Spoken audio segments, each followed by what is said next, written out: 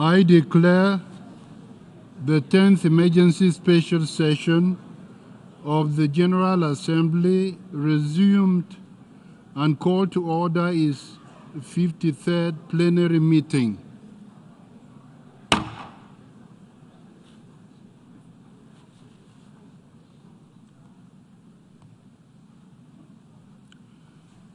Members will recall that in paragraph 9 of its resolution ES 10/23 of 10th May 2024, the Assembly decided to adjourn the 10th Emergency Special Session temporarily and to authorize the President of the General Assembly at its most recent session to resume its meeting upon request from member states.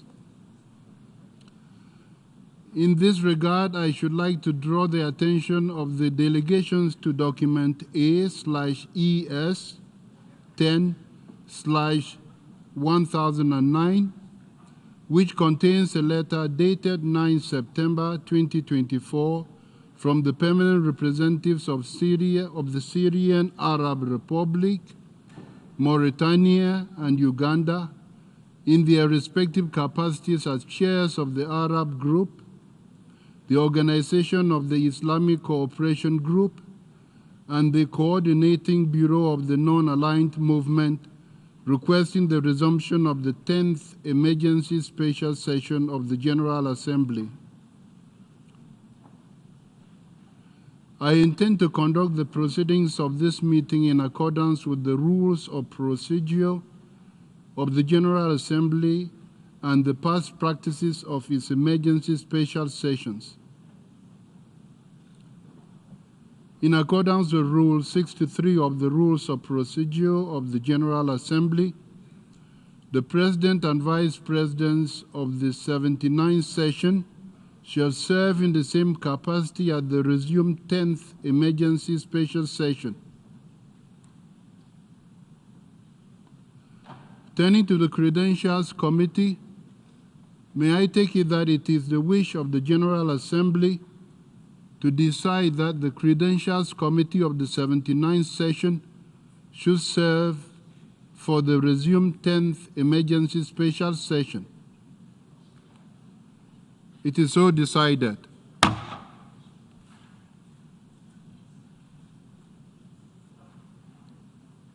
In keeping with established practice, I should now like to invite the attention of the General Assembly to document A/ES 10/1010 concerning member states that are in arrears in the payment of their financial contributions to the United Nations within the terms of Article 19 of the Charter.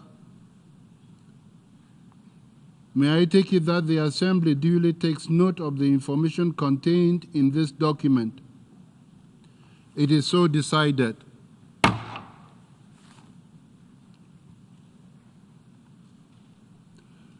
The General Assembly will now resume its consideration of Agenda Item 5 entitled, and I quote, Illegal Israeli Actions in Occupied East Jerusalem and the Rest of the Occupied Palestinian Territory, end of quote.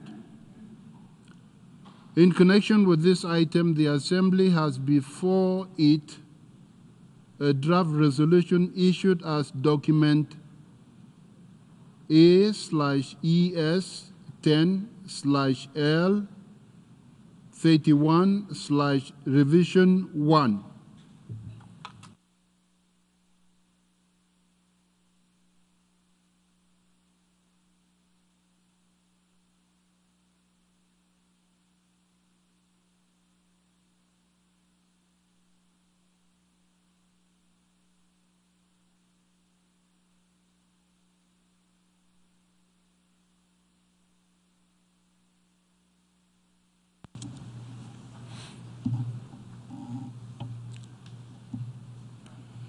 Excellencies, distinguished delegates, ladies and gentlemen, we are meeting today in the context of the International Court of Justice advisory opinion on the legal consequences of Israel's policies and practices in the occupied Palestinian territory, including East Jerusalem. The advisory opinion is in pursuance of General Assembly Resolution A/RES/77/247, adopted in this very hall. In the terms of the court, it is incumbent upon the United Nations, particularly this Assembly and the Security Council, to consider the precise modalities and further action required to bring to an end as rapidly as possible the unlawful presence of the State of Israel in the occupied Palestinian territory. It is, of course, at the discretion of the General Assembly, where every member state has an equal voice and vote, to decide how to respond. This resumed 10th Emergency Special Session is therefore a moment for reflection and dialogue. It is a moment to find a durable solution to the age-old Palestinian problem. As President of the General Assembly, who has vowed to serve with unyielding dedication to the Charter and the principles of the United Nations, it is, however, my duty to stress that international law, the Charter of the United Nations, and UN resolutions must be respected by all member states. Without prejudging the outcome of this special session, it is our collective duty as representatives of the international community to ensure that the principles of justice and the rule of law prevail. For without justice and the rule of law, Israelis and Palestinians alike will not attain what they long for most: peace and security. In our deliberations, we must not lose sight of the many lives lost, the staggering humanitarian challenges, and infrastructural destruction that continue to take place, particularly in Gaza, in the past several months. I hope our gathering here will make a positive difference in the lives of the many who continue to suffer in this region and who look up to us to make the right decisions at this emergency special session. Thank you.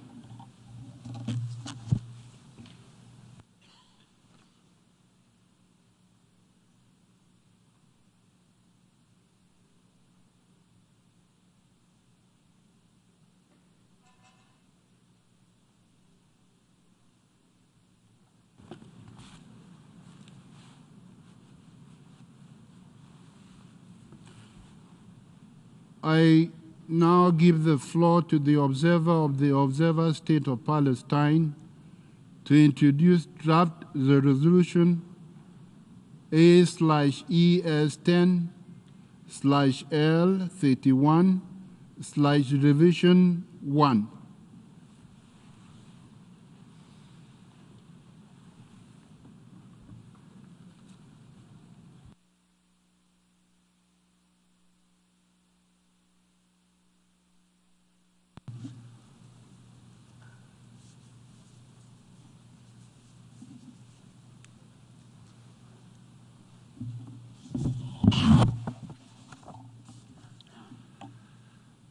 Mr. President, I congratulate you for the assumptions of the presidency of the 79th session.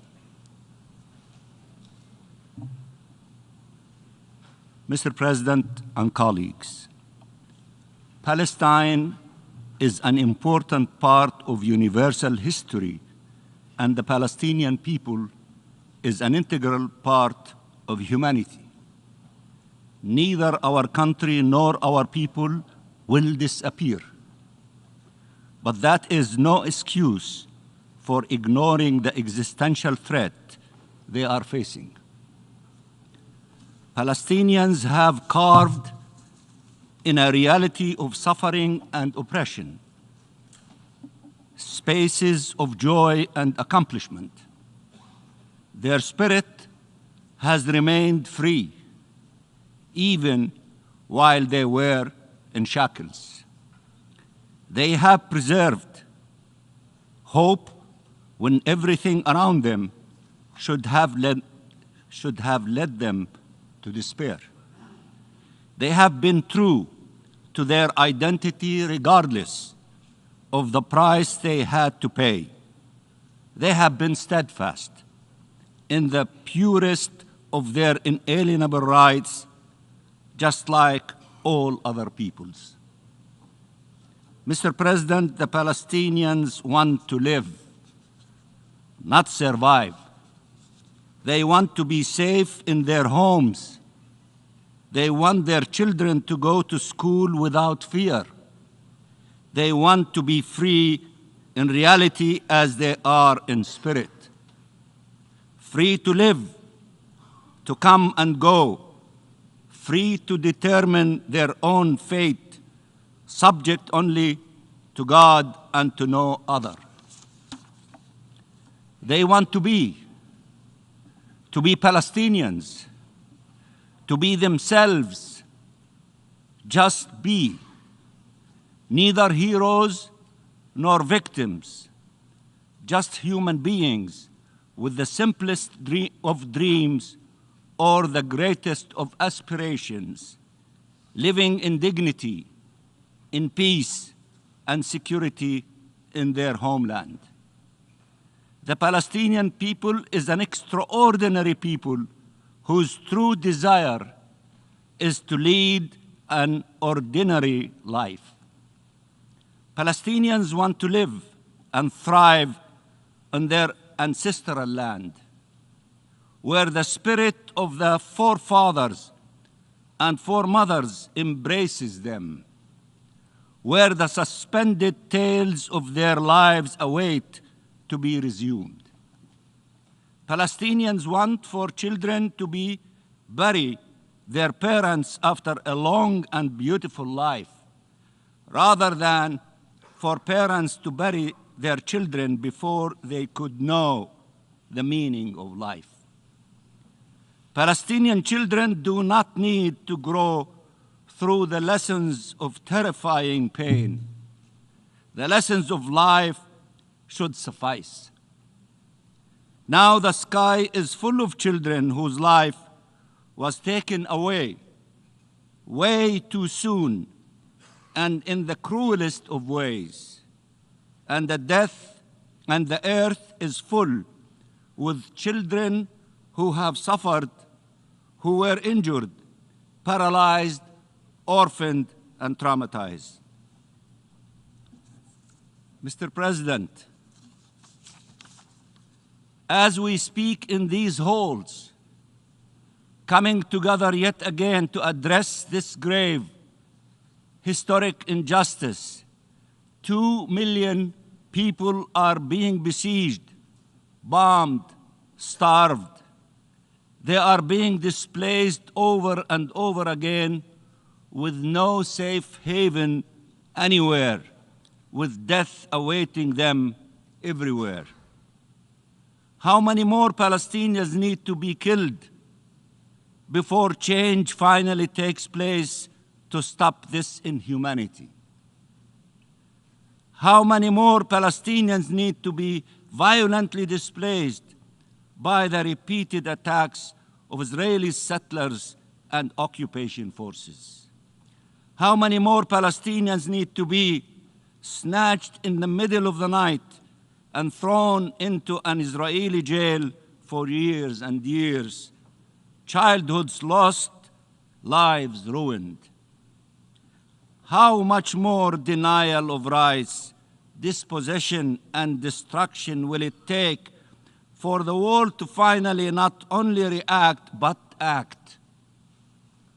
Until the world not only takes a stance, but takes a stand and firmly acts upon it, truly upholding the rule of law, and human rights.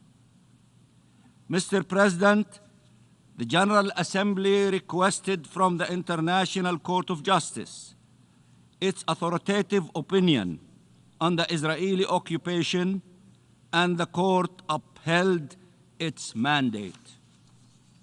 Allow me to quote the court, and I quote, "The sustained abuse by Israel of its position as an occupying power through annexation and an assertion of permanent control over the occupied Palestinian territory and continued frustration of the right of the Palestinian people to self-determination violates fundamental principles of international law and renders Israelis' presence in the occupied Palestinian territory unlawful."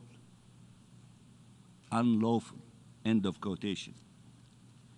If we need to identify two cardinal rules, two pillars on which the international law-based order was built, they would be the right of peoples to self-determination and the prohibition of the acquisition of territory by force.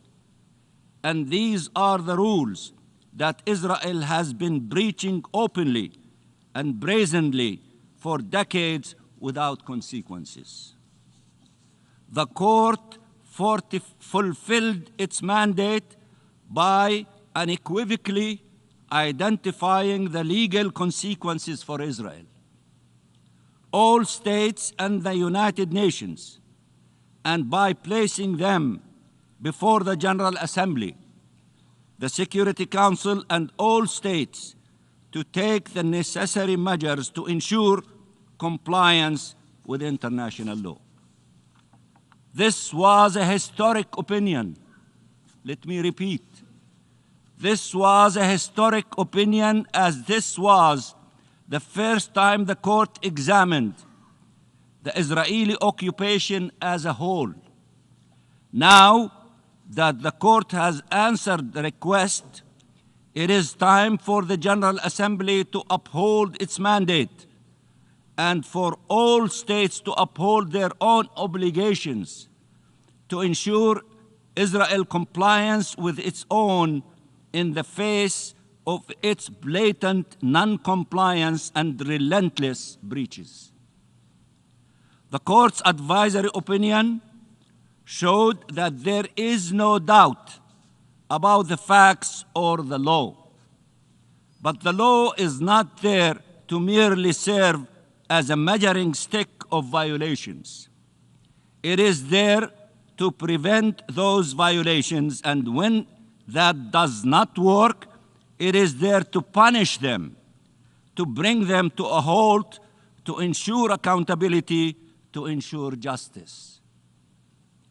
Unchecked, undeterred Israeli impunity will only mean more and more Palestinians killed, maimed, detained, more destruction, more loss, more misery. It must be brought to an end. Only then can we expect a genuine change that could lead to peace and to the implementation of the two-state solution. Mr. President, a few voices have claimed that departure from the law or its abandonment was the only realistic way forward. But it is precisely the departure from the law or its breach without any consequence that led us here in the first place.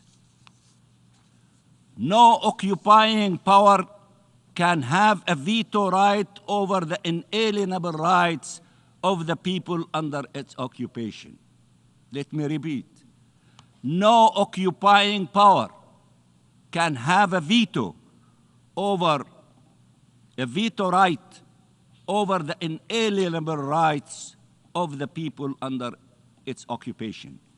Those who think the Palestinian people will accept a life of servitude, a life of apartheid, are the ones who are not being realistic. Those who imagine the Palestinian people will disappear or surrender are the ones who are not being realistic. Those who claim that peace is possible in our region without a just resolution for the question of Palestine are the ones who are not being realistic. A few voices claim this is not the right time for such action. They always find good reasons to keep doing the wrong thing. But delayed justice is denied justice. The right time to do the right thing is always right now. The right time to do the right thing is always right now. While looking at a map, or worse, looking at the horrific situation on the ground, the matter may look inextricable, but the solution is right before our eyes. It is the one endorsed by the international community as a whole and enshrined in numerous United Nations resolutions. It is an independent and sovereign state of Palestine on the 1967 borders, with East Jerusalem as its capital, living side by side in peace and security with Israel. So why are we allowing the destruction of the state of Palestine and of this solution when we know there is no viable alternative and we all understand the risk of an all-out conflagration? What is happening in Gaza today can be the last chapter of the tragedy endured by the Palestinian people, or will be the first chapter of an even more tragic reality for our region as a whole. What you do next matters. Act now to stop the killing, to stop the suffering, to stop these crimes, to stop this injustice. Mr. President, I have the honor to introduce the draft resolution under consideration in this emergency special session. This is the first time since we've received additional rights and privileges through resolutions that you have adopted. I am so honored to do that for the first time in the General Assembly. I am so tall, I go beyond the ceiling of this General Assembly.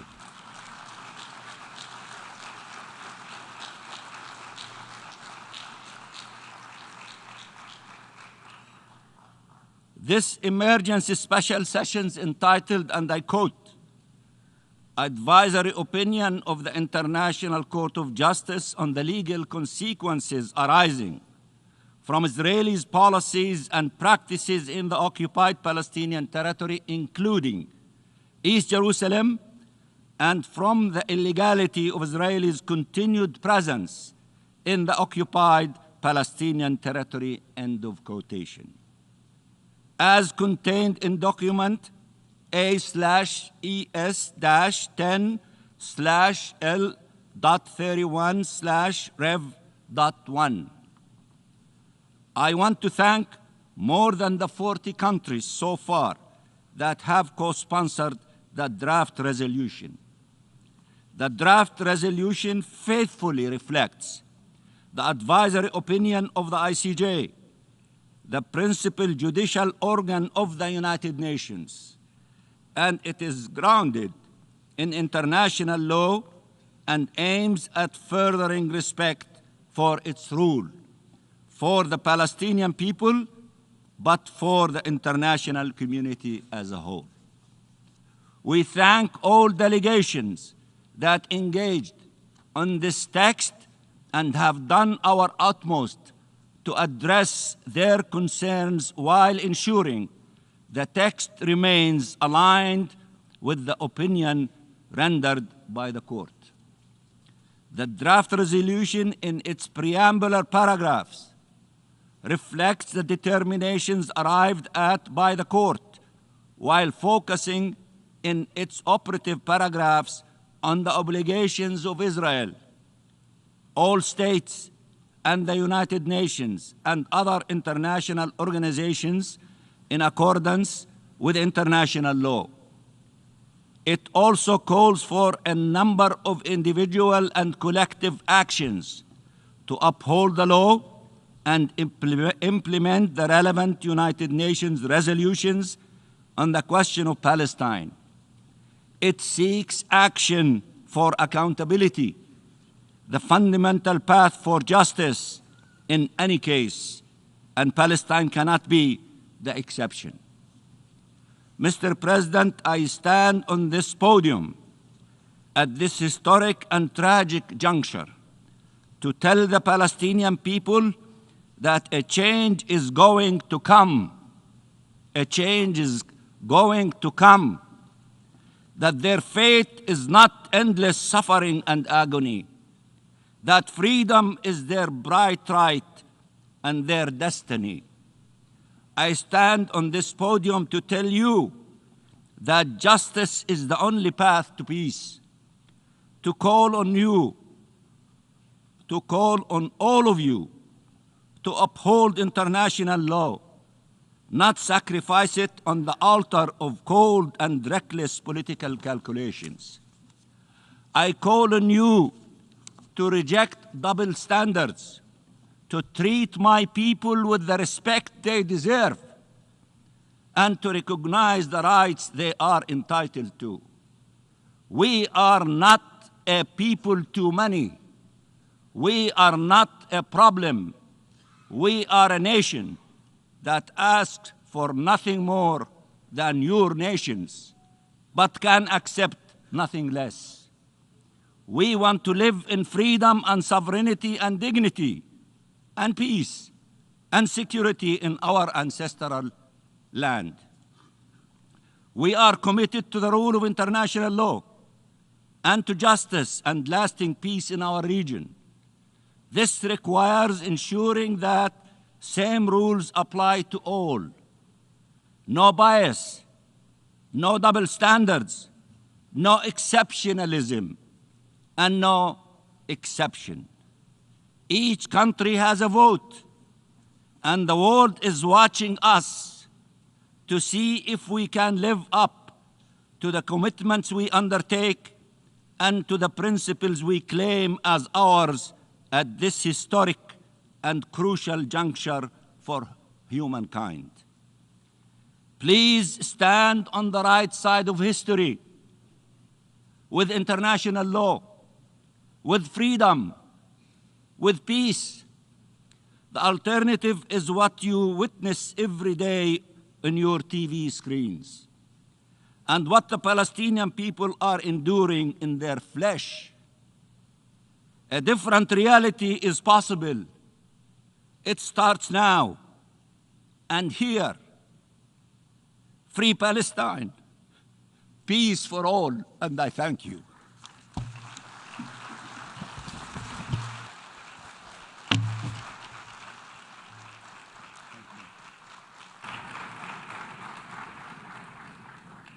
I thank the observer of the observer state of Palestine.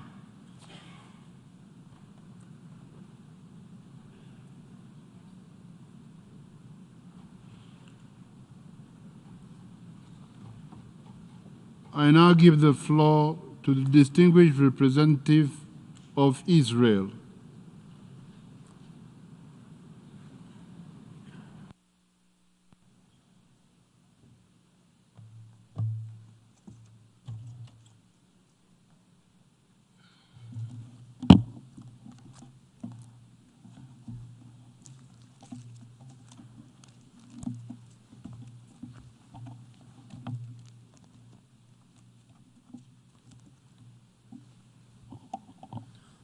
Thank you, Mr. President. This is my first time speaking here at the General Assembly after the October 7 massacre. 11 months ago, a terrorist army invaded southern Israel. In a single barbaric assault on a Jewish holiday, they murdered over 1,000 of our citizens and carried out the most heinous atrocities in modern history. Hundreds of vibrant young Israelis were murdered while celebrating life at a music festival. Hundreds of innocent people peacefully sleeping in their homes with their families were slaughtered. Some burned alive while holding their loved ones, and hundreds more were taken hostage, dragged into a captivity more brutal than anything anyone could ever imagine. Even now, as we speak, over 100,000 Israelis remain displaced within their own country, unable to return home due to the relentless rocket attacks from Hamas in the south and Hezbollah in the north. Perhaps you have forgotten, but we did not start this war, nor did we choose it. We are fighting a war forced upon us. We are fighting for our homes, our families, our future. We fight because we have no other choice. Yet, despite the cruelties we have faced, despite the unprecedented terror unleashed upon our people, this assembly remains silent. I was certain that the first resolution that would be brought before you all would be the unanimous, unequivocal condemnation of terror, the rape, the torture, the kidnappings that took place on that darkest of days. Yet, there has been no condemnation, no resolutions. Instead, we gather here to watch the Palestinians' UN circus, a circus where evil is righteous, war is peace, murder is justified, and terror is applauded. How dare you continue this tradition of passing one-sided resolutions against Israel without even pausing to consider what the Israeli people have endured? Since October 7, this assembly has passed 2 resolutions on this matter. Yet, there has not been one word about Hamas and barely a word about the hostages. Those who contribute to this circus are not simply bystanders. You are participants, enablers, collaborators.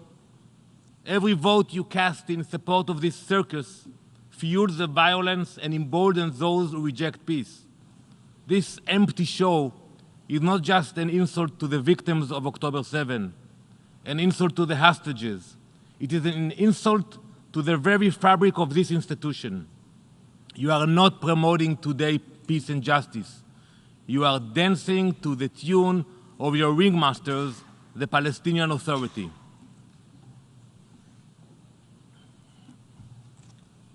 Look at this picture. Look at it closely. Study it. That blood on the floor belongs to 6 beautiful human beings: Eden, Hirsch, Alex, Carmel, Ori, and Almog. That is their blood. 6 innocent Israelis executed in cold blood after months of suffering in this tiny, dirty tunnel where they couldn't even stand, hidden under a child's bedroom. Imagine that being your child, your spouse, your friend.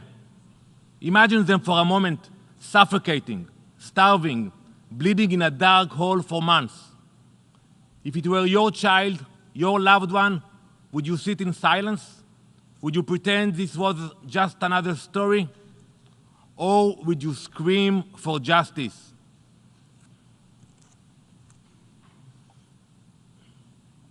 Let me say this clearly. Jewish blood is not cheap. The days when it could be spilled without consequence are over. The days when the Jewish people were at the mercy of tyrants are over. Never again will we stand by while our people are massacred. Never again will we depend on your mercy or your judgment to protect us. Thank God that today we can defend ourselves. Today we have the strength to protect our state. Today we have the resolve to secure our future. So instead of condemning Hamas's brutal murder of over 1,200 Israelis, innocent men, women, and children, the Assembly sits silently. In place of this most basic common sense action, this circus focuses on distractions. The process that all other countries usually follow has been abandoned. Where are the negotiations, the deliberations? You have allowed the Palestinians to become the ringmasters, and those who vote for this resolution are playing their part. This resolution distorts the flawed advisory opinion of the ICJ. It ignores the truth, twists the facts, and replaces reality with fiction. It ignores completely. I didn't hear Mr. Mansour mentioning Hamas for the last 30 minutes he spoke here. It ignores the Hamas terror attack of October 7, ignores Israel's legitimate security concerns, and seeks to remove Israel's ability to protect itself. From the beginning, we all know that this process was politicized. This was not a quest for legal clarity, but a predetermined attempt to delegitimize Israel on the world stage. Let's call this for what it is. This resolution is diplomatic terrorism, using the tools of diplomacy not to build bridges, but to destroy them. And what other member state is treated that way? The answer is simple: none. No other country is subjected to such relentless, obsessive abuse. You know, it's not my first term here. I started my first term at the UN in 2015. Since then, there have been 155 General Assembly resolutions condemning Israel. In the same period, there have been only 88 resolutions condemning every other country combined. Combined! Think about the last decade. Think about how many brutal regimes exist in the world. Think about the countless injustices. Yet, the only Jewish state, the only democracy in the Middle East, has been condemned almost twice as much as the rest of the world combined. This is not about justice. It is about an attempt to destroy Israel through diplomatic terrorism. Make no mistake, since October 7, the Palestinian Authority has not condemned the atrocities committed by Hamas. Not one word of condemnation from President Abbas. Not one word from Prime Minister Mustafa. Not one word from Riyad Mansour. The Secretary General of Fatah Central Committee called the October 7 massacre a defensive war full of epics and heroisms. One of the most high-ranking Palestinian officials calling the rape and murder of thousands of civilians epic and heroic. Are these our partners in peace? The PA have offered their unwavering support for Hamas, the world's most despicable terrorist organization. They are its diplomatic wing, its public face, their consiglieres. The Palestinians deserve better leadership. For decades, Hamas has spent its money digging terror tunnels, arming terrorists, and bringing ruin to its own people. Rather than building up Gaza, Hamas has obsessed over one thing: destroying Israel. While Hamas digs tunnels, the Palestinian Authority works above ground, attempting to isolate Israel internationally. There are two sides of the same coin, one attacking with rockets, the other with resolutions. The Palestinian Authority has rededicated itself to supporting the world's most vicious terrorist. This is not an entity seeking peace. It is a regime that glorifies murder while educating its people to do the same. They refuse to denounce the most horrific crimes. They celebrate the slaughter of civilians as a victory. And now, this body is considering rewarding that refusal, rewarding that evil. You are giving a false prize to false leadership. There is only one side in this conflict that promotes genocide. It is the one that promotes it publicly. Let us not forget, Hamas's own founding charter calls, and I quote, for the extermination of all Jews. They proudly proclaim their intent, and I quote, to wipe Israel off the map and hunt Jews wherever they can find them. Instead of condemning the killers, the ones who want to commit a genocide, this resolution condemns the victims. How dare they accuse us of the crimes they themselves are committed to carrying out?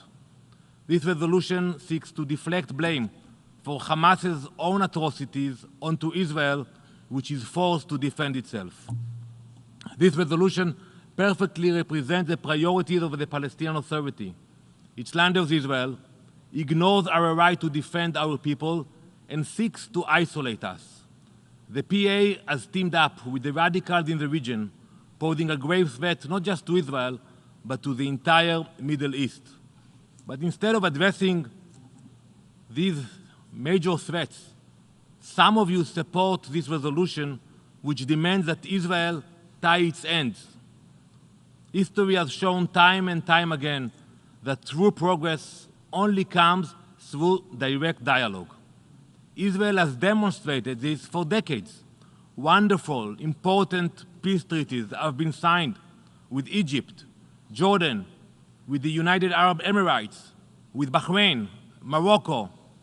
Inshallah, there will be many more in the near future. Trying to isolate and destroy Israel brings nothing but regression. This resolution doesn't move the region forward, it drags the region backward, delaying the hope for peace and advancement. I was here on this podium 6 years ago. I stood in this hall and proposed a resolution to condemn Hamas. But instead of taking action, the Assembly chose to look the other way, allowing Hamas to continue its reign of terror. And now we are all, Israelis and Palestinians alike, suffering the consequences of your inaction. Back then you chose to support the circus over morality, and here we are again, the same circus, the same performances. But we all know what's really happening here. This is not about peace. This is not about international law. This is about posturing. In the circus of the UN, you can ignore the atrocities that took place on October 7. You can pass resolutions detached from reality. You can pretend you live on a different planet. But in the real world, outside these halls, we are doing the hard work. We are fighting terror. We are working to bring the hostages home. In the real world, there is justice and morality. In the real world, Israel will shape its own future, striving for both victory and peace. Israel will defend itself. We will not apologize for protecting our citizens. We will not stop until Hamas is dismantled, until every one of our hostages is returned, and until the terror that threatens our people is eliminated. Today, this assembly faces a choice. You can choose to stand on the side of justice, on the side of peace, on the side of those who seek real solutions to the region's challenges, or you can indulge this circus, this charade, this political theater. Israel is ready to work with the international community. We are ready to work with those committed to real peace, real security, real progress. Israel will not work with those who refuse to renounce violence and acknowledge Israel's right to exist. Whoever supports this resolution today should be ashamed of themselves. On the day when your civilians, your families, your loved ones are murdered, raped, and kidnapped, do not come to this assembly seeking justice. All you will find is silence.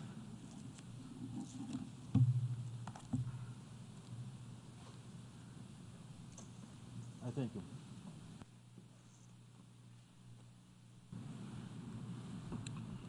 I thank the distinguished representative of Israel. I now give the floor to His Excellency Peya Mushelenga, Minister of International Relations and Cooperation of Namibia.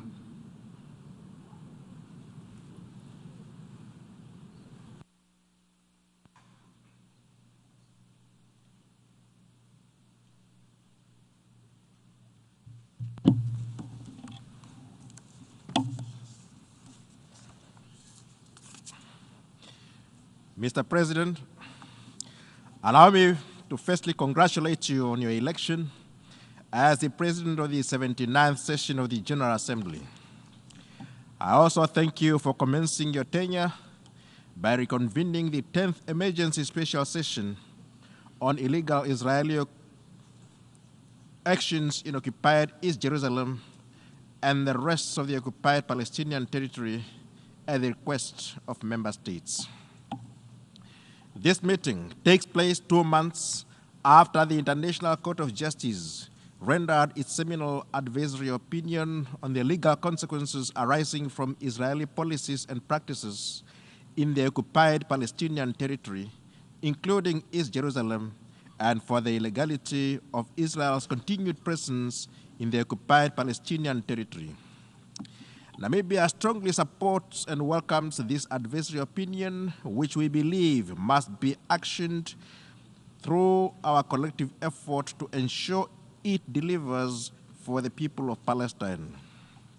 In convening this meeting, the General Assembly is, as rendered in the advisory opinion, able to consider precise modalities and further action to bring to an end as rapidly as possible the unlawful presence of Israel in the occupied Palestinian territory. The request for this August Assembly to seek an advisory opinion from the ICJ was anchored in the fervent belief that the international judicial system can provide rational advice to assist us in charting the way forward on the question of Palestine, among the oldest unresolved agenda items for the General Assembly. Mr. President, the convening power of the General Assembly must continue to be used as a tool to effect meaningful change. As the world's most representative multilateral institution, the United Nations General Assembly continues to be an apt platform for the articulation of the voices of all nations of the world. We declare unequivocally in this August forum that there is no substitute for peace, and therefore move that Israel should henceforth genuinely commit to ending its 57 years occupation in line with ICJ advisory opinions, General Assembly and Security Council resolutions. We must work in unison, using all legitimate means at our disposal to halt Israel's non-compliance with international law.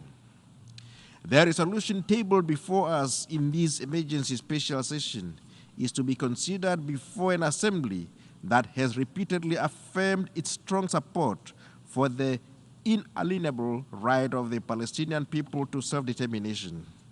The same assembly has also affirmed the right of the Palestinian people to statehood.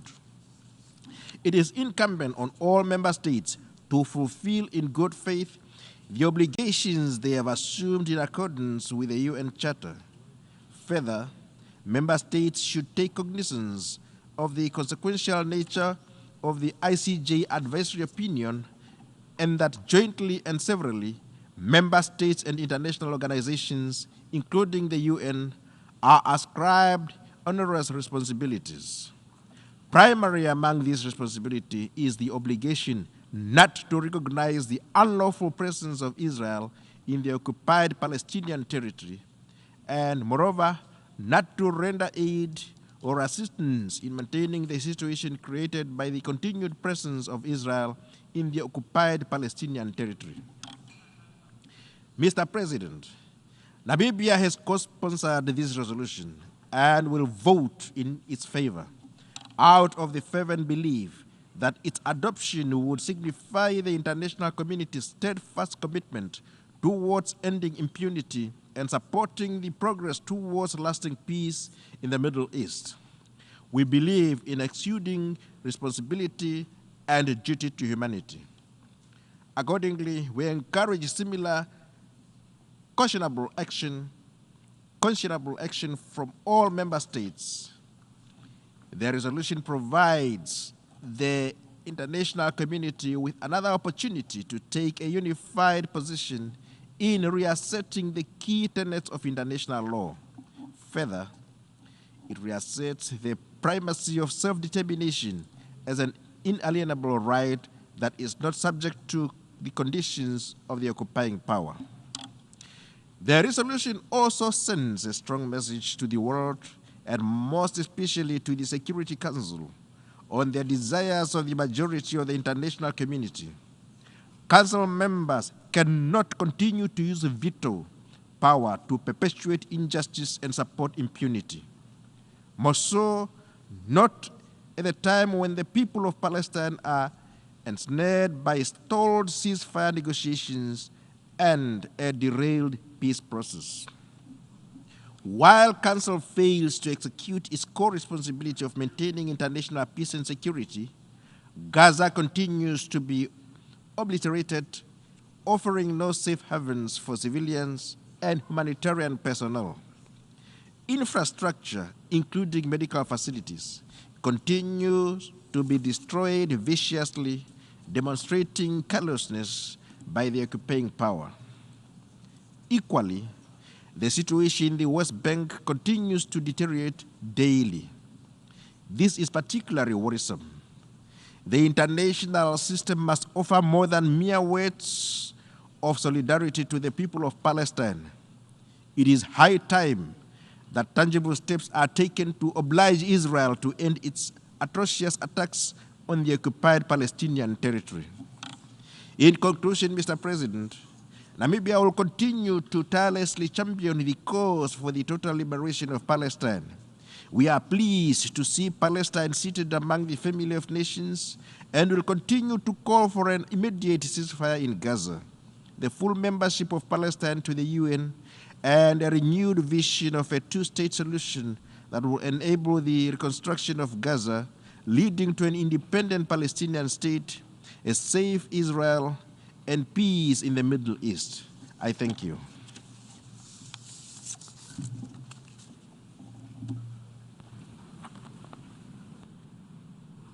I thank His Excellency Minister for International Relations and Cooperation of Namibia.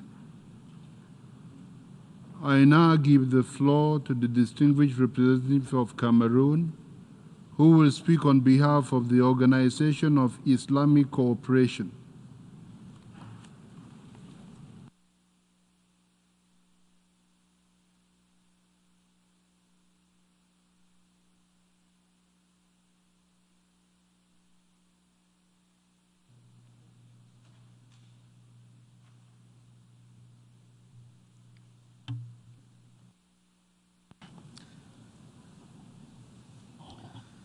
Mr. President, I have the honor to deliver this statement on behalf of the group of member states belonging to the Organization of Islamic Cooperation in my capacity as the chair of the group.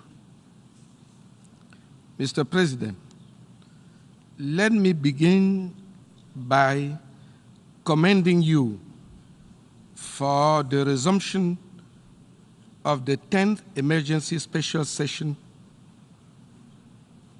There is no doubt that the present editions of the session, which were dedicated to addressing the grave humanitarian condition in the occupied Palestinian territory, have achieved positive outcomes, giving 3 landmark resolutions adopted by this august assembly since October 2023. The resolution on the need for an immediate ceasefire in Gaza and elsewhere in the occupied Palestinian territory and global support for the admission of Palestine as a full-fledged member of the United Nations have justified the residual and complementary role of the United Nations General Assembly within the context of the maintenance of international peace and security. The group think that it is deeply regrettable that despite the hopeful expectation following the adoption of the Security Council Resolution 2728 on March 25, 2024, calling for a ceasefire in Gaza, the human rights and humanitarian calamities in the occupied Palestinian territories have worsened. The death toll, predominantly women and children, has tragically reached an unprecedented number of 41,680. Additionally, over 1,525 people were injured and hundreds of thousands were displaced following the destruction of their homes, hospitals, and heritage and cultural sites. In view of the foregoing and given the grave threat to peace and security resulting from the long-drawn Middle East crisis,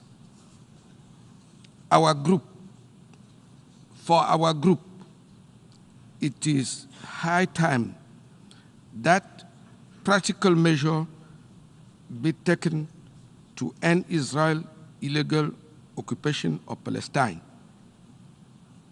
Accordingly, our group reiterates the call by the OIC on member states of the United Nations to exert diplomatic, political, and legal pressure and take necessary deterrent measures to stop the crimes against humanity, war crimes, and ethnic cleansing committed by Israel, the occupying power, on the occupied Palestinian territory and Gaza. In this connection, our group welcomes and commend the objective of this emergency special session to consider an urgent follow-up action on the advisory opinion of the International Court of Justice on the legal consequences arising from Israel's policies and practices in the occupied Palestinian territory, including East Jerusalem, as well as the illegality of Israel's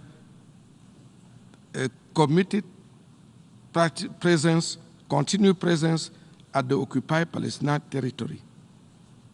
Similarly, Mr. President, our group reiterates the recent OIC resolution adopted at the 50th Council of Foreign Ministers held in Yaoundé, Cameroon, on 29-30 August 2024, welcoming the historical advisory opinion of the ICG on illegal Israeli occupation of the occupied Palestinian territory and the legal consequences for Israel, the United Nations, and third parties, especially the ICG legal opinion,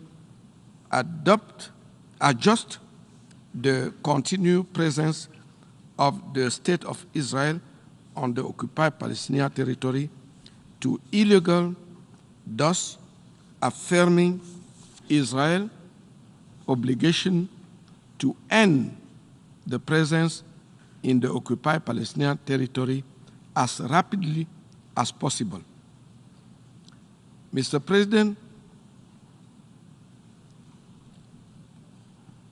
the advisory opinion of the ICG for our group, which will issue upon the request of this esteemed assembly, has determined the legal occupation of UN member states and international organizations with regard to the immediate implementation of the various provisions of the legal opinion by the principal judicial arm of the United Nations.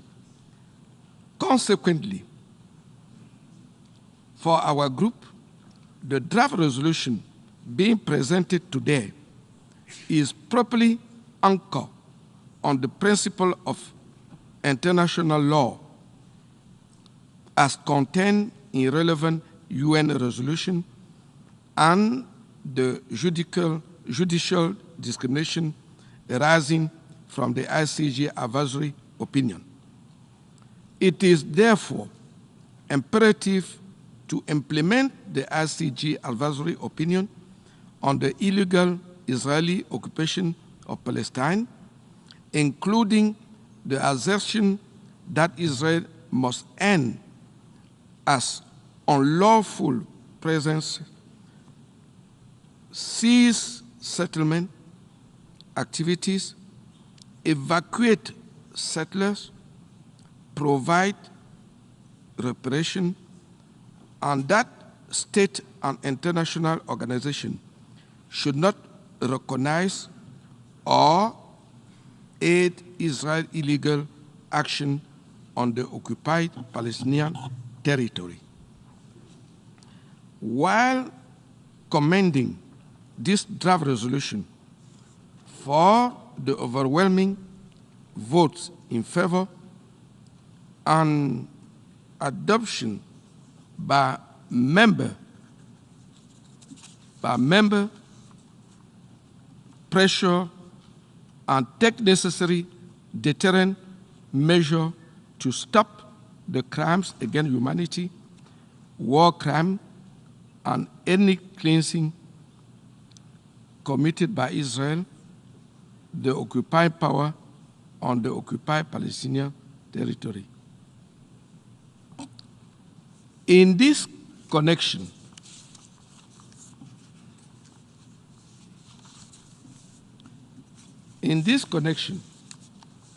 and in fact, the Assembly, in accordance to our group, it is important to note that your anticipated positive action would provide the needed respite in this long-drawn crisis in Palestine. Without doubt, this resolution will also contribute to the end of the settler colonial occupation of Palestine, which has always been at the heart of the Palestine crisis. Indeed, the global consensus, as evident from the various UN resolutions and relevant regional organizations, is that the definitive peaceful settlement of the Israel-Palestine crisis resides in a two-state solution, the realization of the inalienable national right of the Palestinian people and the establishment of an independent Palestine state on the 1967 borders, which is Jerusalem as its capital. Ultimately, the implementation of various UN resolutions remains the responsibility of this global body and all its peace-loving members. Finally, Mr. President, for our group, the adoption of the draft resolution in the run-up to the Summit of the Future represent a beacon of hope for the global transformation which we seek to realize in order to confront a growing range of catastrophic and existential risk attendant on the persistent crisis and breakdown within the global setting. I thank you all for your attention.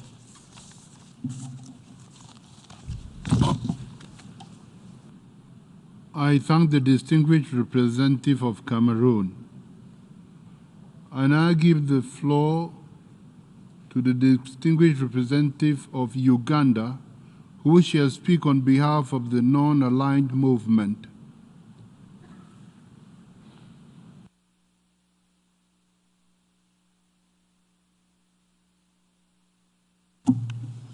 Mr. President, I'm honored to speak on behalf of the 121 member states of the non-aligned movement, NAM. I thank you for your swift response to the request to resume this 10th emergency special session, pursuant to the joint request made by the chairs of the non-aligned movement, Arab Group, the Organization of Islamic Cooperation on behalf of their member states.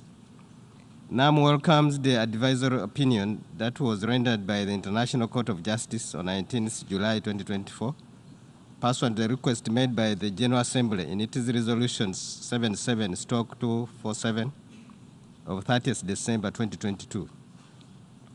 The determinations made by the court in accordance with international law require immediate follow-up by the Assembly to address this prolonged historic injustice, and particularly considering the extremely grave and worsening situation being endured by the Palestinian people in the occupied Palestinian territory, including East Jerusalem. NAM reiterates that respect of the UN Charter, international law, and UN resolutions constitute the foundation for a just and lasting solution of the Palestinian question as a cornerstone for regional and global peace and security.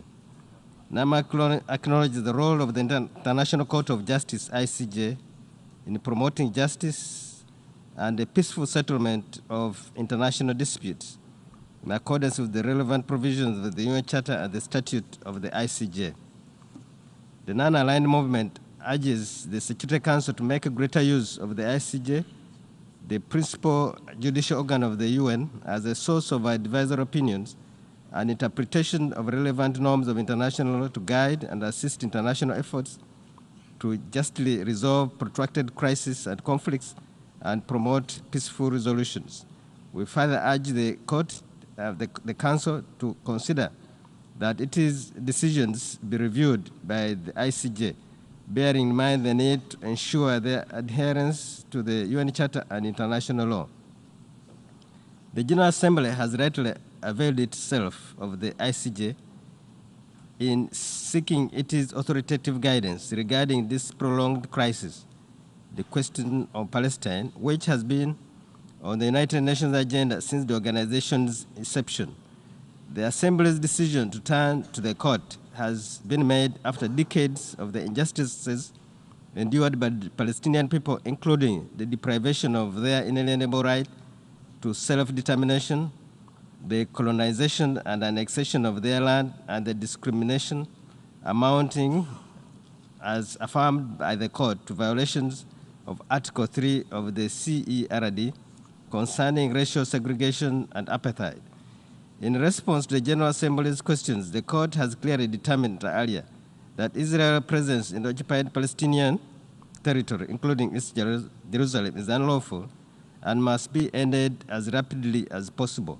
It is now time to translate the court's authoritative determinations into action for accountability towards ending this illegal occupation in all its manifestations and ensuring the realization of the inalienable rights of the Palestinian people, including to self-determination and independence and the realization of a long-delayed justice.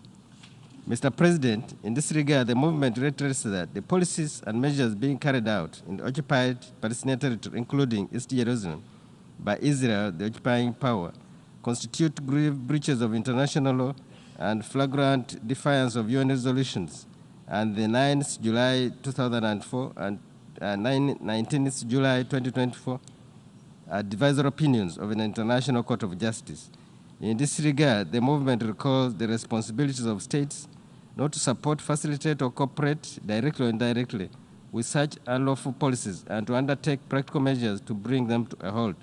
We also urge the undertaking of serious efforts collectively and individually to ensure respect of the legal obligations defined in the ICJ Advisory Committee, including efforts by the General Assembly and by the high contracting parties to the Fourth Geneva Convention.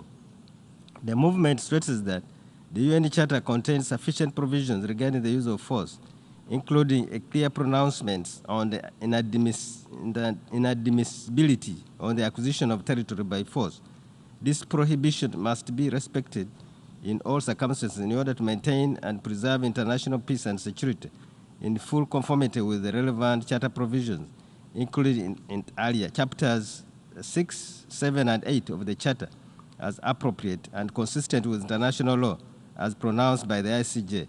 In recent years, the Security Council has made too quick to threaten authorized enforcement action in some cases and has been increasingly resorting to Chapter 7 of the Charter as an umbrella for addressing issues that do not necessarily pose an immediate threat to international peace and security, while being silent and inactive in others, such as Palestinian question that the ICJ considered it in its advisory opinion as conflicts continues to pose a threat to international peace and security and remains a matter of grave concern to the international community.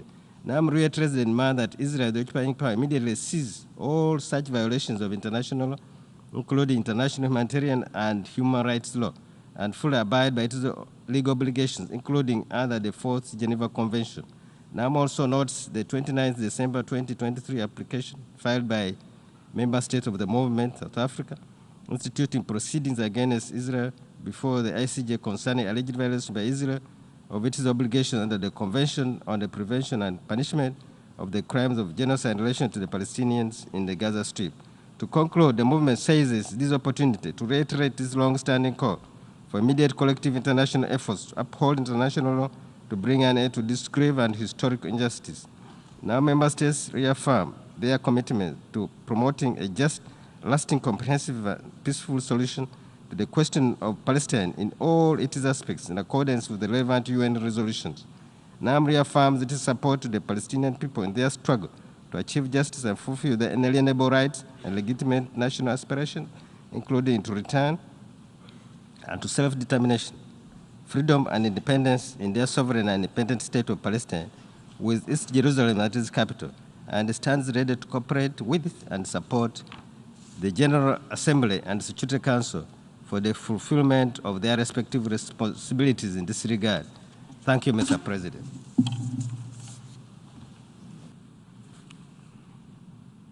I thank the distinguished representative of Uganda. I now give the floor to the distinguished representative of the Syrian Arab Republic, who shall speak on behalf of the Arab group.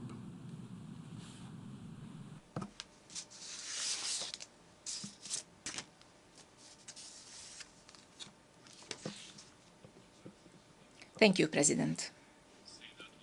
Ladies and gentlemen, I have the honor to deliver the statement on behalf of the Arab group. At the outset, allow me, Mr. President, to congratulate you on assuming the presidency of the 79th session of the General Assembly.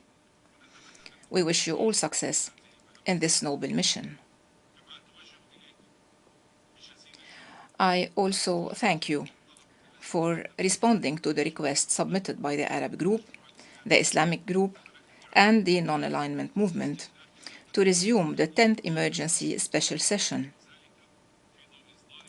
Pursuant to the advisory opinion issued by the ICJ on the 19th of July 2024 on the legal consequences arising from the policies and practices of Israel in the occupied Palestinian territory, including East Jerusalem, and the illegal presence of Israel in the occupied territories. This advisory opinion confirmed that Israel's continued presence in the occupied Palestinian territory is unlawful, and that Israel is under obligation to bring to an end its unlawful presence in the occupied Palestinian territory as rapidly as possible, and to cease immediately all new settlement activities, to dismantle the settlements and to evacuate all settlers from the occupied Palestinian territory. The advisory opinion also states that Israel has the obligation to make reparation for the damage caused to all natural or legal persons concerned, and that all states and international organizations are under the obligation not to recognize as legal the situation arising from the unlawful presence of Israel in the occupied Palestinian territory, and not to render aid or assistance in maintaining the situation created by the continued presence of Israel. The Arab Group welcomes this advisory opinion, which was issued upon the request of the General Assembly. We emphasized the need to follow up on this advisory opinion and to implement it in line with the advisory opinion of the ICJ in its 9th operative clause, which states that the United Nations, and especially the General Assembly and the Security Council, should consider the precise modalities and further action required to bring to an end as rapidly as possible the unlawful presence of Israel in the occupied Palestinian territory. Mr. President,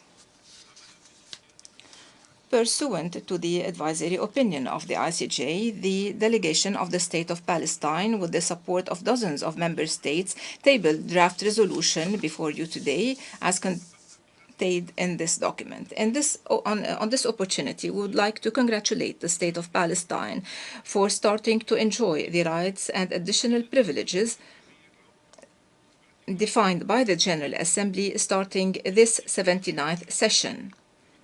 As a result, the Palestinian delegation was able today to table the historic draft resolution. The Arab Group looks forward to the day the State of Palestine will be granted full membership in the United Nations as soon as possible. Ladies and gentlemen,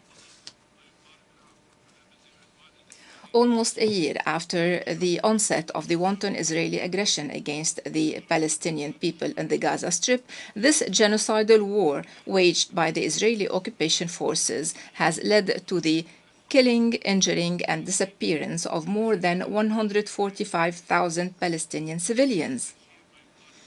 In addition to displacing 2 million Palestinians and to the systematic destruction of cities, villages, Palestinian camps, and Palestinian infrastructure, to burning and destroying homes, farms, and property. Furthermore, Israel, the occupying power, and the settler gangs have expanded the scope of their crimes to include the West Bank. They have killed hundreds of Palestinian citizens, and they have gravely injured many more.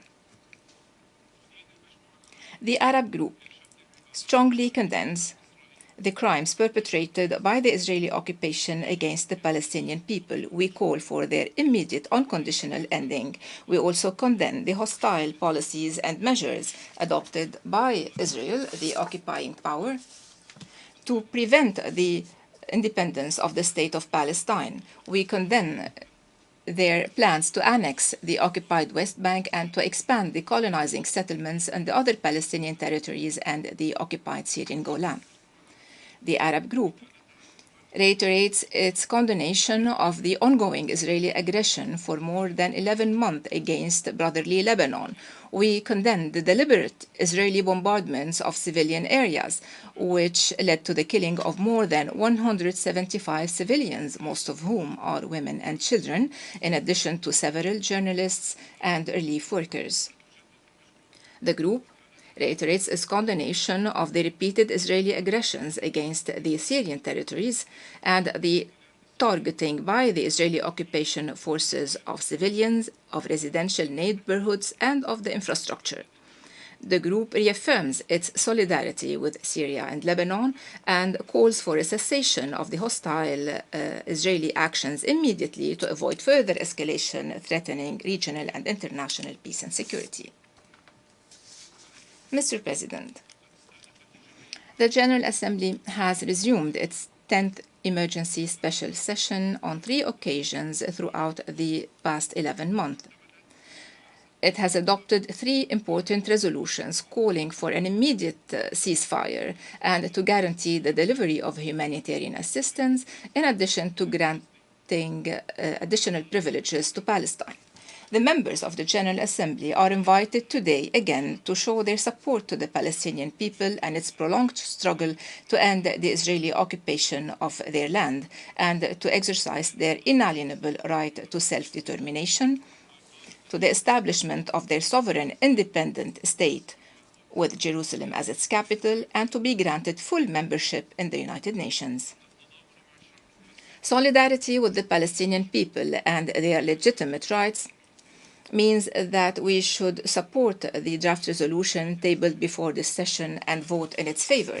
This is the least we can do to contribute to lifting the prolonged historic injustice that befell the Palestinian people. Mr. President, allow me to deliver the following remarks in my national capacity. My delegation associates itself with the statement of the Arab Group and the statement delivered by the Permanent Representative of Uganda on behalf of NAM. We congratulate you once again for presiding over this session, and we affirm that my delegation is ready to provide all support for the success of your endeavors. We also thank you for swiftly responding to our request to convene this emergency session. Mr. President, the Syrian Arab Republic reiterates its strong condemnation of the ongoing barbaric Israeli aggression against the Gaza Strip and the West Bank. This aggression represents a continuation of the massacres, acts of aggression, and terrorism perpetrated by the Israeli occupation throughout decades to perpetuate its occupation of Arab territories and in an attempt to undermine the chances of establishing a Palestinian state. Syria reaffirms its full support to the brotherly Palestinian people in facing the Israeli killing machinery and in their struggle to end occupation and to enjoy their inalienable established rights, including their right to establish an independent state with Jerusalem as a capital and to be granted full membership in the United Nations. My country welcomes the advisory opinion of the ICJ and calls for its implementation to end the Israeli occupation. Syria reaffirms that the Israeli occupation was and still is the main cause of the instability in our region. Syria calls upon the United Nations to act immediately to implement its relevant resolutions and to end occupation, to end the policies of aggression, of expansion, of settlement, and of genocide, in addition to the war crimes, crimes against humanity perpetrated by the occupying powers. The occupying powers wouldn't have persisted in these practices if it weren't for the unlimited support provided to it by the US administration and some of their allies. Syria calls upon the United Nations to end the repeated Israeli aggressions against its territories, including the most recent assault against rural Hama province and Majd al-Shams in Arab Syrian occupied Golan. We call for holding the occupying powers accountable for their practices and to ensure that they are not repeated in order to avoid dragging the region towards more escalation, threatening regional and international peace and security. My country reaffirms its established right to defend its territorial sovereignty and to recover the occupied Syrian Golan using all the means provided by international law. We also condemn the ongoing Israeli aggression against Lebanon. We reiterate our strong solidarity with the Lebanese people and call for an immediate, unconditional cessation of such an aggression. Thank you, President.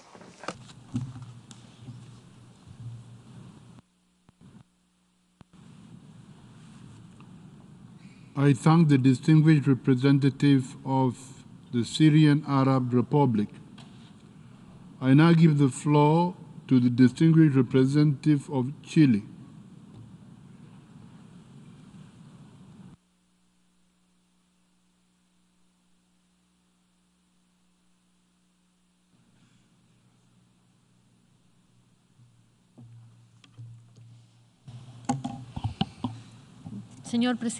Mr. President, I'd like to begin by congratulating you on your recent appointment as President of the General Assembly.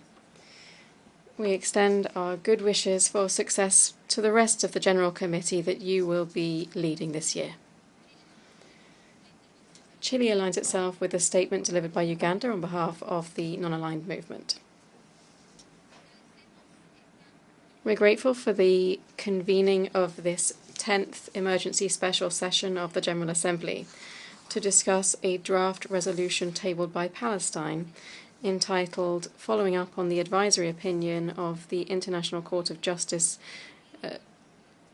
addressing the legal consequences arising from the policies and practices of Israel in the occupied Palestinian territory, including East Jerusalem, and from the illegality of Israel's continued presence in the occupied Palestinian territory.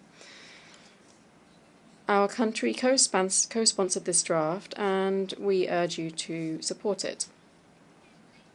We recall that on the 30th of December 2022, in its resolution 77/247, this same General Assembly adopted an advisory opinion of the International Court of Justice entitled Israeli Practices that Affect the Human Rights of the Palestinian People in the Occupied Palestinian Territory, including East Jerusalem.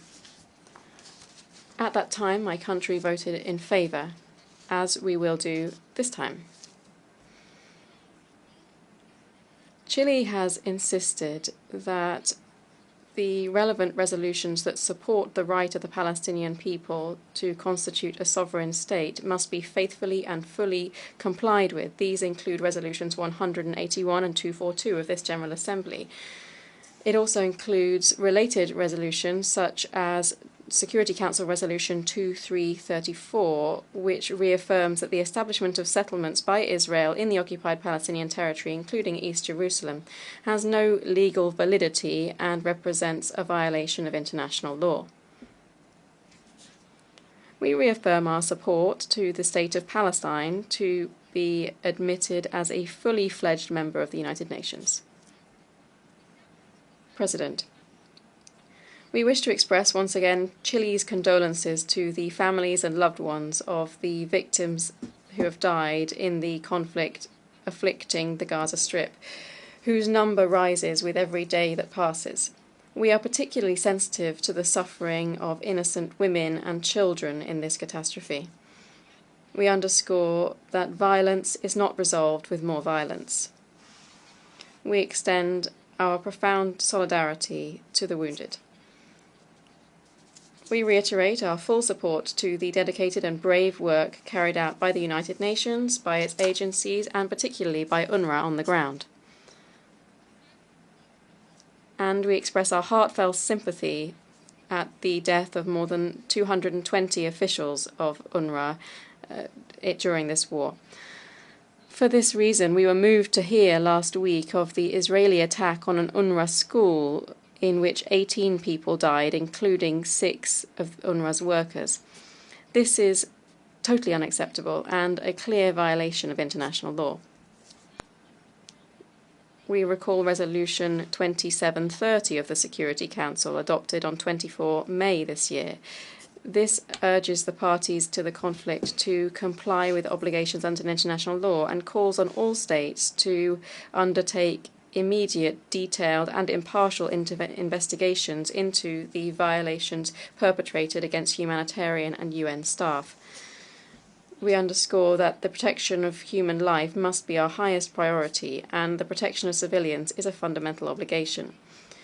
For this reason, the UN Charter, international law and international humanitarian law must be respected.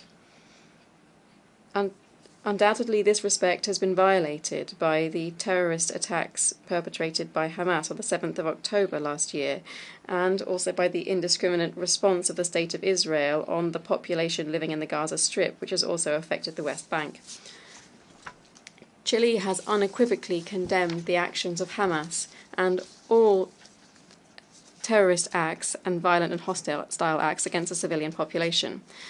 For this reason, we demand the immediate and unconditional release of all hostages still held by Hamas, ensuring their well-being and treatment in line with international law. We are concerned by the siege imposed by Israel on the Gaza Strip. It has left its population unable to meet their basic needs in food, water, medicine, fuel, leading to widespread hunger and disease. We condemn Israel's military offensive against the city of Rafah. The consequences of this military operation are damaging and have only swelled the instability in the region. We are deeply concerned to see the prolonged violence. We echo the call of the Secretary General and the heads of UN agencies to ease the tensions. We applaud the efforts of the humanitarian coordinator, Ms. Sigrid Kaag, and we call for her to receive all necessary assistance to be able to carry out her work. We're grateful for the clear briefing that she gave to the Security Council yesterday, on Monday. Chile requests an immediate permanent ceasefire, greater flow of humanitarian assistance into Gaza, guarantees for the full, immediate, safe, unhindered and sustained access of humanitarian aid. This would require the lifting of all obstacles to that assistance and the opening of all available land routes into the Gaza Strip.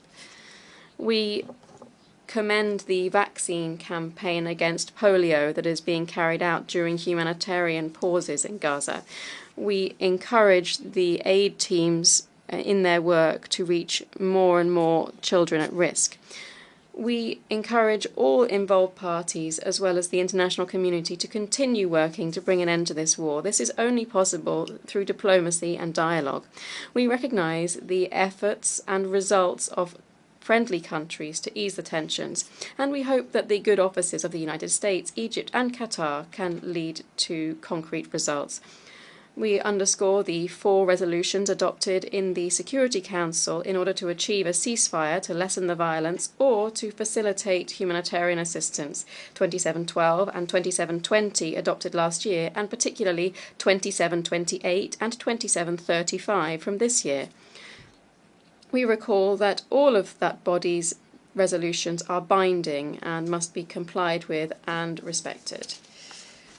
Mr. President, Chile promotes the two-state solution and the right of Israel and Palestine to live in harmony within internationally safe and recognized borders with full respect for human rights of all of their inhabitants.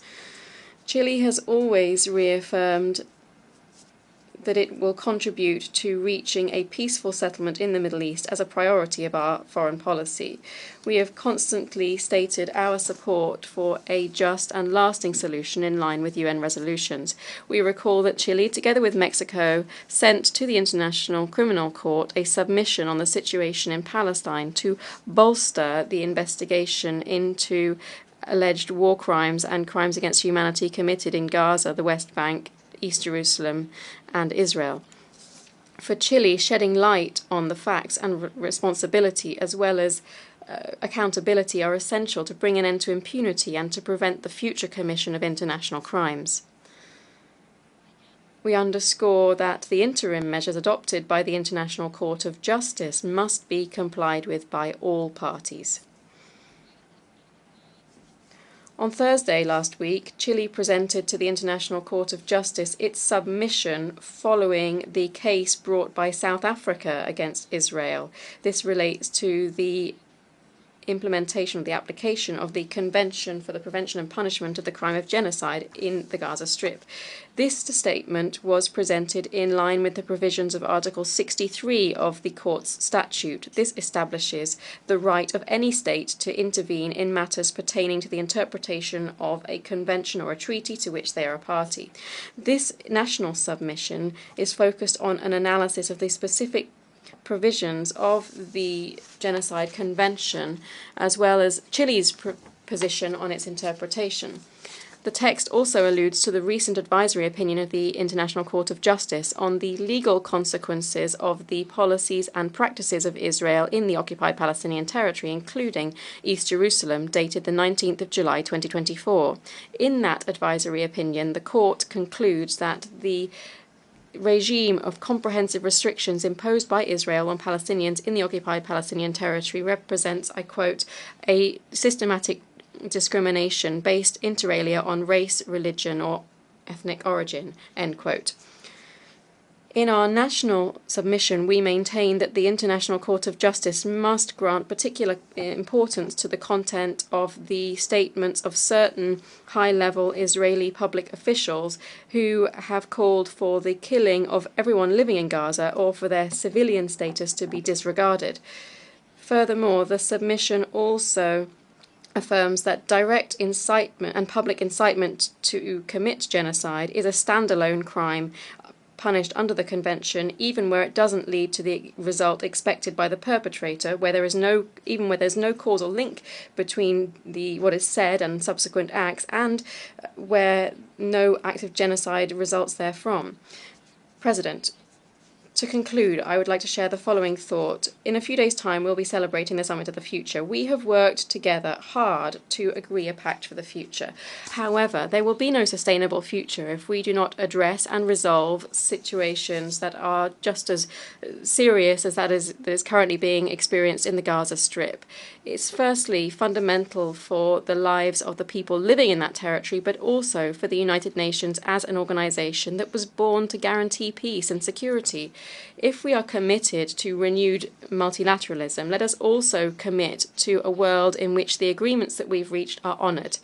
Trust in the multilateral system also depends on armed conflicts that we are facing today being effectively and robustly addressed by this body. Thank you.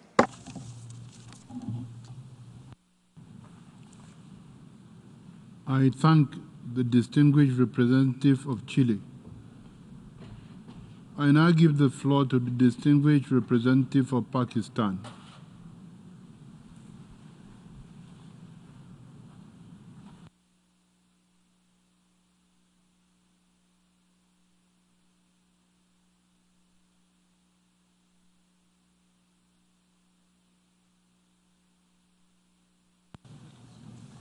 Mr. President, please accept our felicitations on assuming the presidency of the 79th session of the General Assembly.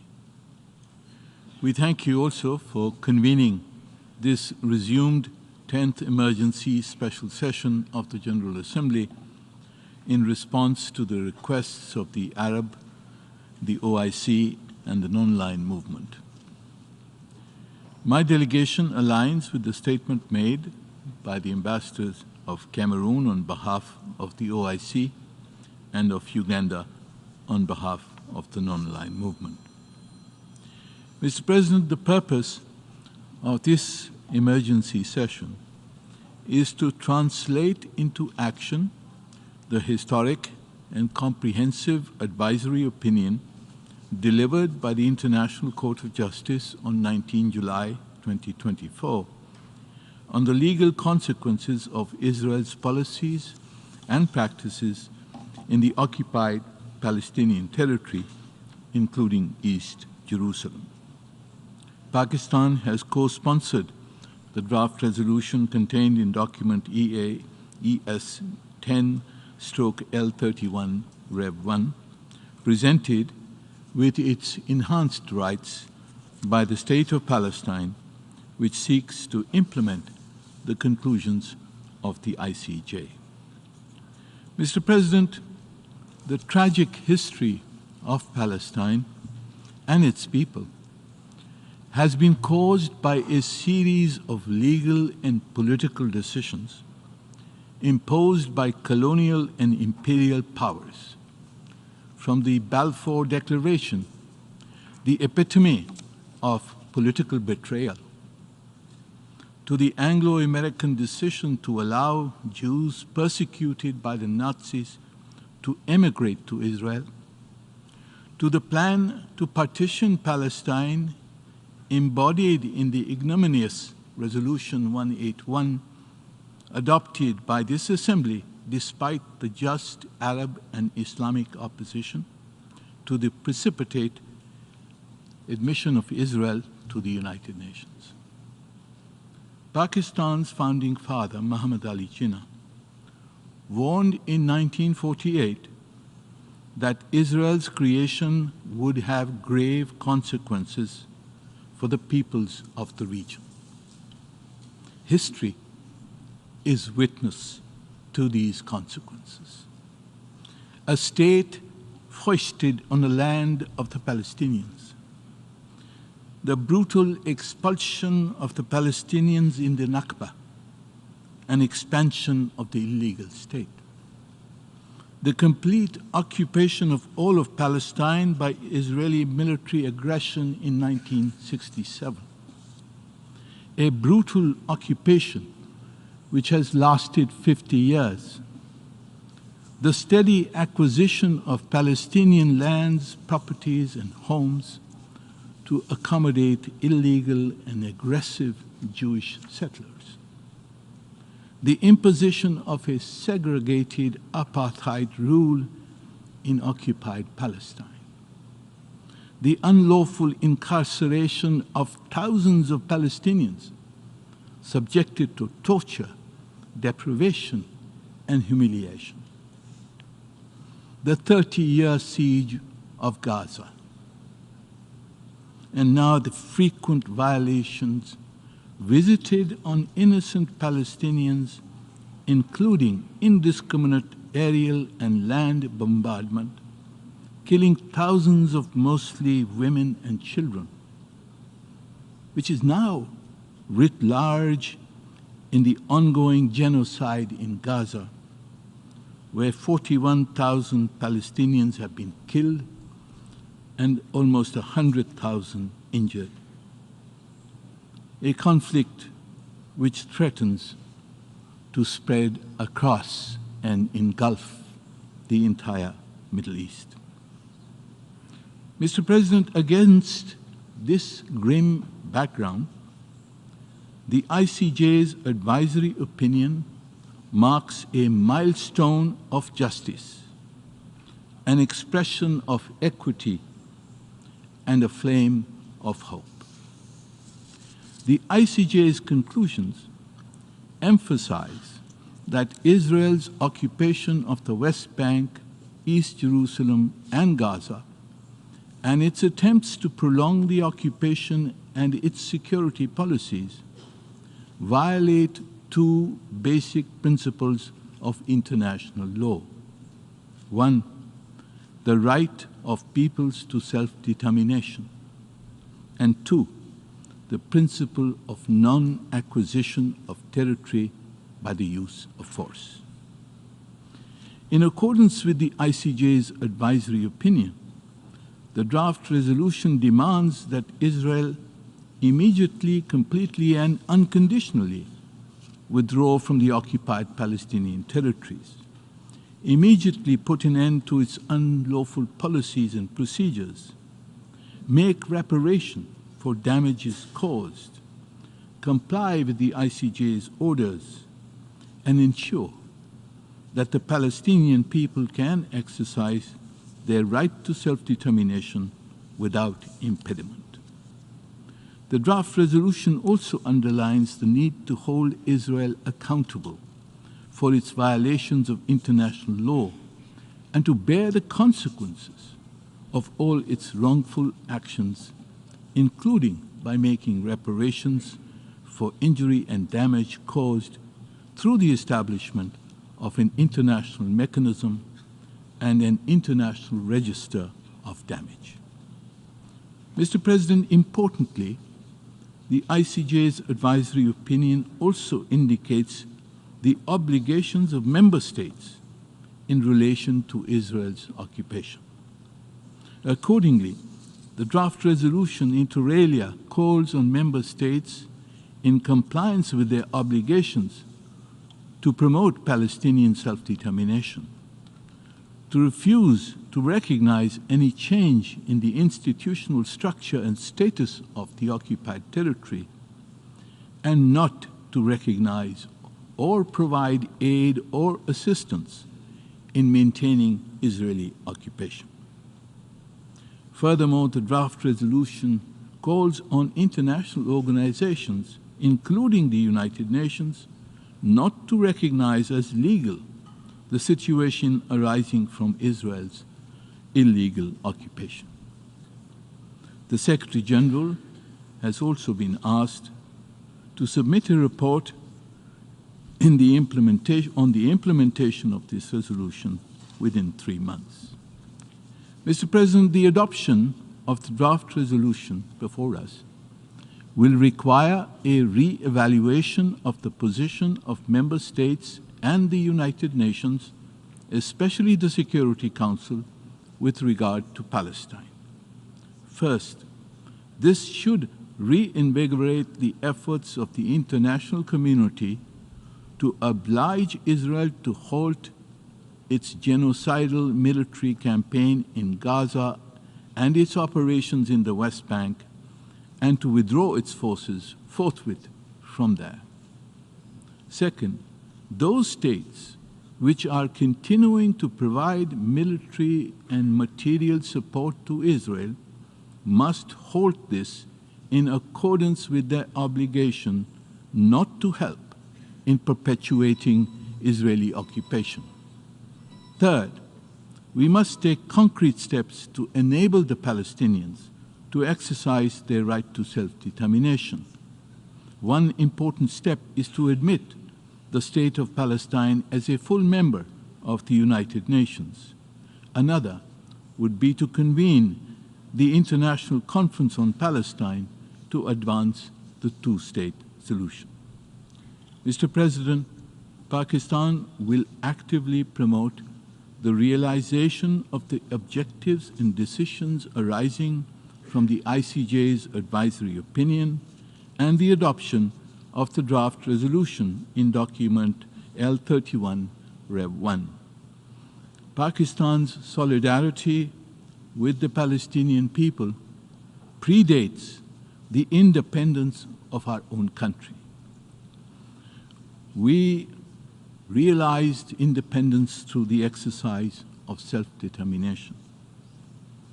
On 14 August 47, our founding father, Quaid-e-Azam, stated, and I quote, "No nation, no people who are worth living as a nation can achieve anything great without making great sacrifice, such as the Arabs of Palestine are making."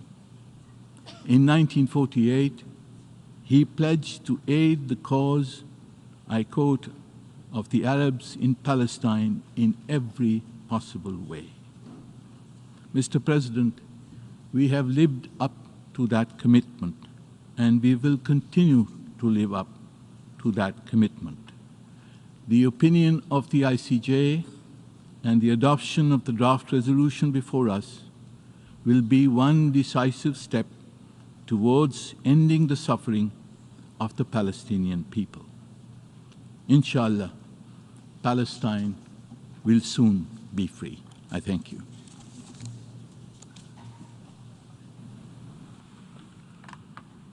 I thank the distinguished representative of Pakistan.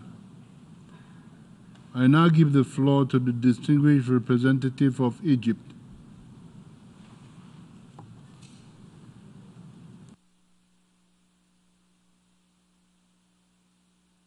الرئيس أهنئكم على تولي. Thank you, Mr. President. I congratulate you on presiding over the General Assembly, and we would like to associate ourselves with the statements delivered by the Non-Aligned Movement, the OIC, and the Arab Group. We meet today, Mr. President, after the Arab and Islamic groups and the Non-Aligned Movement requested the resumption of the 10th Emergency Special Session to submit the draft resolution before us today, A/ES-10/L31, which, and for the first time in the history of the General Assembly, is being submitted by the State of Palestine, and it pertains to the advisory opinion of the International Court of Justice on the legal consequences arising from Israel's policies and practices in the occupied Palestinian territory, including East Jerusalem, and that is an implementation of GA Resolution 77/247 of the year 2022.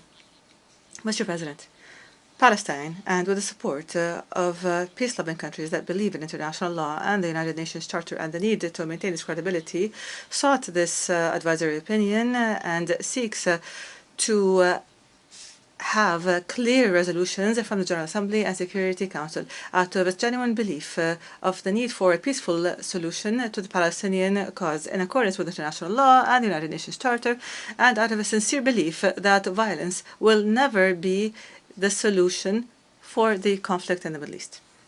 Mr. President, the ICJ's advisory opinion reveals that the Palestinian people's right to self-determination and ending occupation and establishing a Palestinian state on the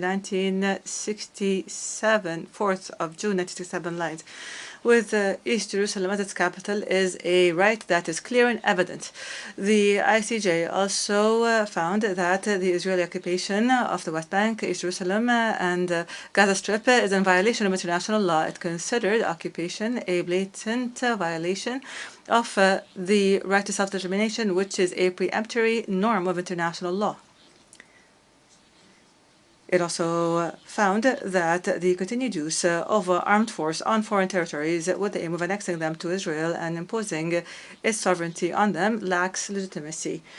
The Israeli practices against Palestinians in the occupied territory are in violation of Article 3 of the Convention on the Prohibition of Racial Discrimination, not to mention the findings that the ICJ arrived at that oblige Israel to end occupation, including the dismantling of its settlements, evacuating settlers, and making reparations to Palestinians, and allowing all Palestinians displaced during the occupation to return to their original place of residence. Mr. President, we remind you all that most of the points mentioned in the current ICJ opinion was acknowledged by the same court 20 years ago in its advisory opinion on the separating wall. That opinion remained as ink on paper. Mr. President, Egypt finds that the advisory opinion recognizes that the international community as a whole has legal obligations, and this applies to all member states of the United Nations. Legal obligations including working on enabling the Palestinian people to exercise their right to self-determination. Moreover, it prohibits any measures that may imply a recognition of the occupation or the conditions it creates. This includes transferring embassies to the occupied Palestinian territory, or engaging in agreements or establishing trade ties with Israeli activities that are related to the occupation. Moreover, the advisory opinion found that the United Nations and all of its political bodies and specialized agencies are obliged as well to work on ending the occupation and taking the necessary measures to guarantee that Israel abides by the ICJ's opinion that occupation must end immediately. We stress that the Israeli occupation, with its settlements and its extremist settlers, would not be viable if countries that respect international law and the ICJ's opinions decide to boycott it and cease cooperating and coexisting with it. Putting an end to the occupation and deterring Israel's hostile behavior against the Palestinian people is an urgent necessity to maintain international peace, international security, or what remains of regional stability after Israel has gone too far in its violations perpetrated throughout its occupation of the Palestinian territories. Moreover, Israel has gone too far in its aggression against the United Nations itself, in that it killed more than 220 United Nations staff members, as it continues to adopt a law that would criminalize the UNRWA and consider it a terrorist organization. This is an unprecedented action where a United Nations body is labeled as terrorist. Mr. President, the ICJ's opinion comes out as the Israeli war machine continues to destroy the Gaza Strip. It has killed over 40,000 martyrs and has injured over 94,000 Palestinians. It has obstructed the delivery of humanitarian aid in a violation of international law and relevant United Nations resolutions, especially Resolution 2720, issued by the Security Council. There is no clear horizon to put an end to the suffering of the Palestinian people. Moreover, Israel is launching a military campaign against the West Bank, and it encourages settlement activity in the West Bank and East Jerusalem. It threatens the status quo of religious holy places in Jerusalem. It continues to enforce limitations on the work of the Palestinian Authority, which is the legitimate representative of the Palestinian people. All of this aims to eliminate the presence of Palestinians on their land and to liquidate their cause. Mr. President, here we would like to renew our demands that the Security Council must issue a resolution under Chapter 7 that would oblige Israel to immediately cease hostilities and to allow the unfettered access of humanitarian aid to maintain international peace and security, and hold Israel accountable for its violations of international law and its non-implementation of Security Council resolutions. Mr. President, Egypt believes in supporting regional peace and stability. In that, we continue our mediation efforts along with Qatar and the United States to arrive at a ceasefire deal and to put an end to this unprecedented tragedy. Egypt is doing so within its regional and international responsibilities, and we choose to disregard some reckless statements made by the Israeli Prime Minister against Egypt. These statements only aim to distract Israeli public opinion and obstruct mediation efforts. Egypt will continue working with our Arab brethren and international partners to resume the peace process and to launch a mediation process a negotiations process that would guarantee the Palestinian people the right in a liberated country that is contiguous on the land within the borders of the 4th of June 1967, with Jerusalem at its capital, in accordance with international criteria and resolutions and the peace process which acknowledges the two-state solution. This requires us all to exert a genuine effort and to be committed by turning words into deeds in the international community and through responding with and working with Arab efforts. This requires a firm position with Israel to force it to return to the negotiations table and end occupation after the recent escalation shows the impossibility of the theory that Israel's security is based on force and power. For the sake of what is right, for the sake of what is just, Egypt asks you to vote in favor of the draft resolution that will be presented tomorrow in order to maintain and preserve the credibility of this organization, to support a peaceful resolution to the Palestinian cause and other causes, to maintain our rights to live in dignity and in freedom, and to uphold justice and what is right. I thank you, sir. I thank the distinguished representative of Egypt. I now give the floor to the distinguished representative of Turkey.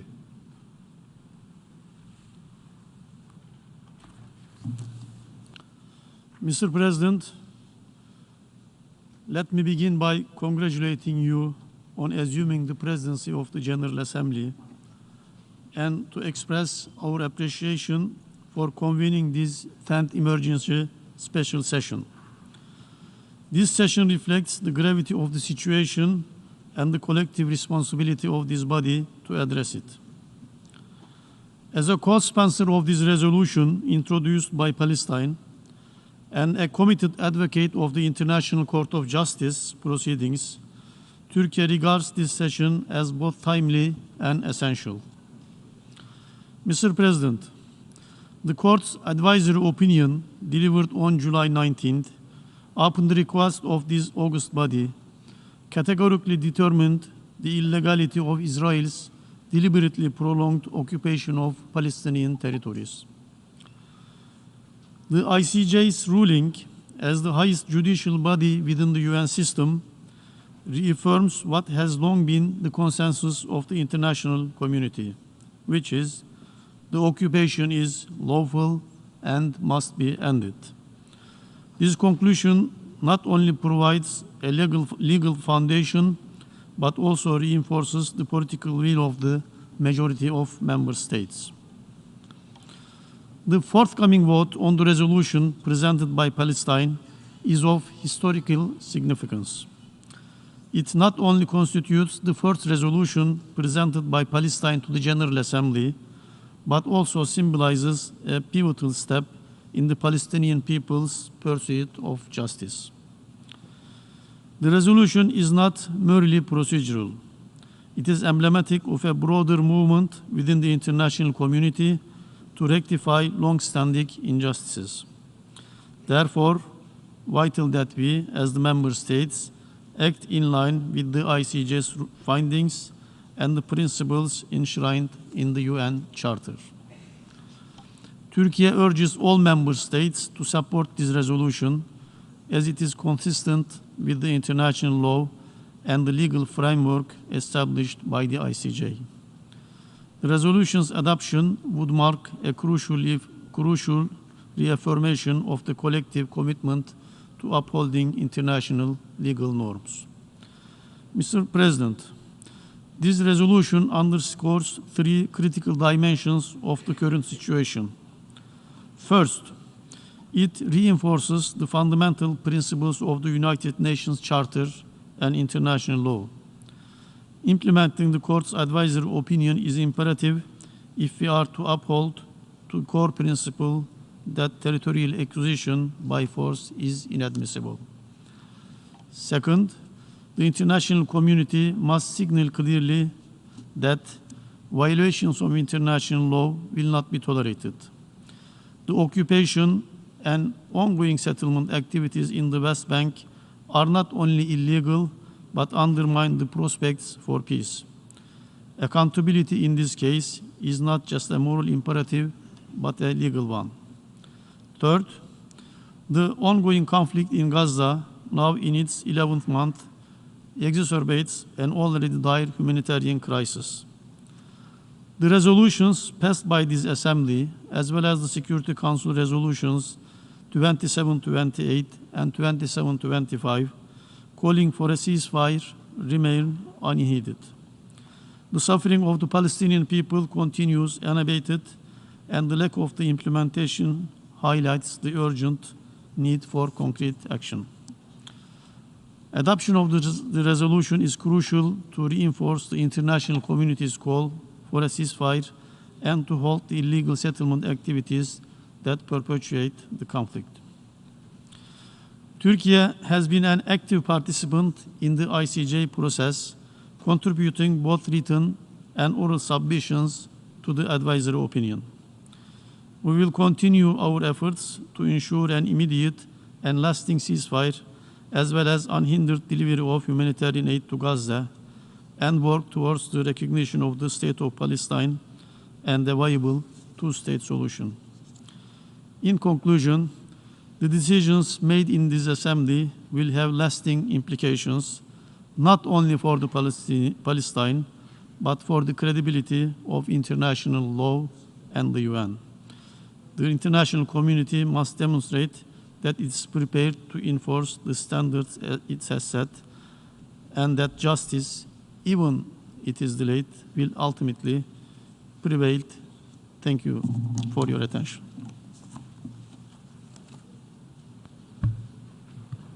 I thank the distinguished representative of Turkey. I now give the floor to the distinguished representative of Indonesia.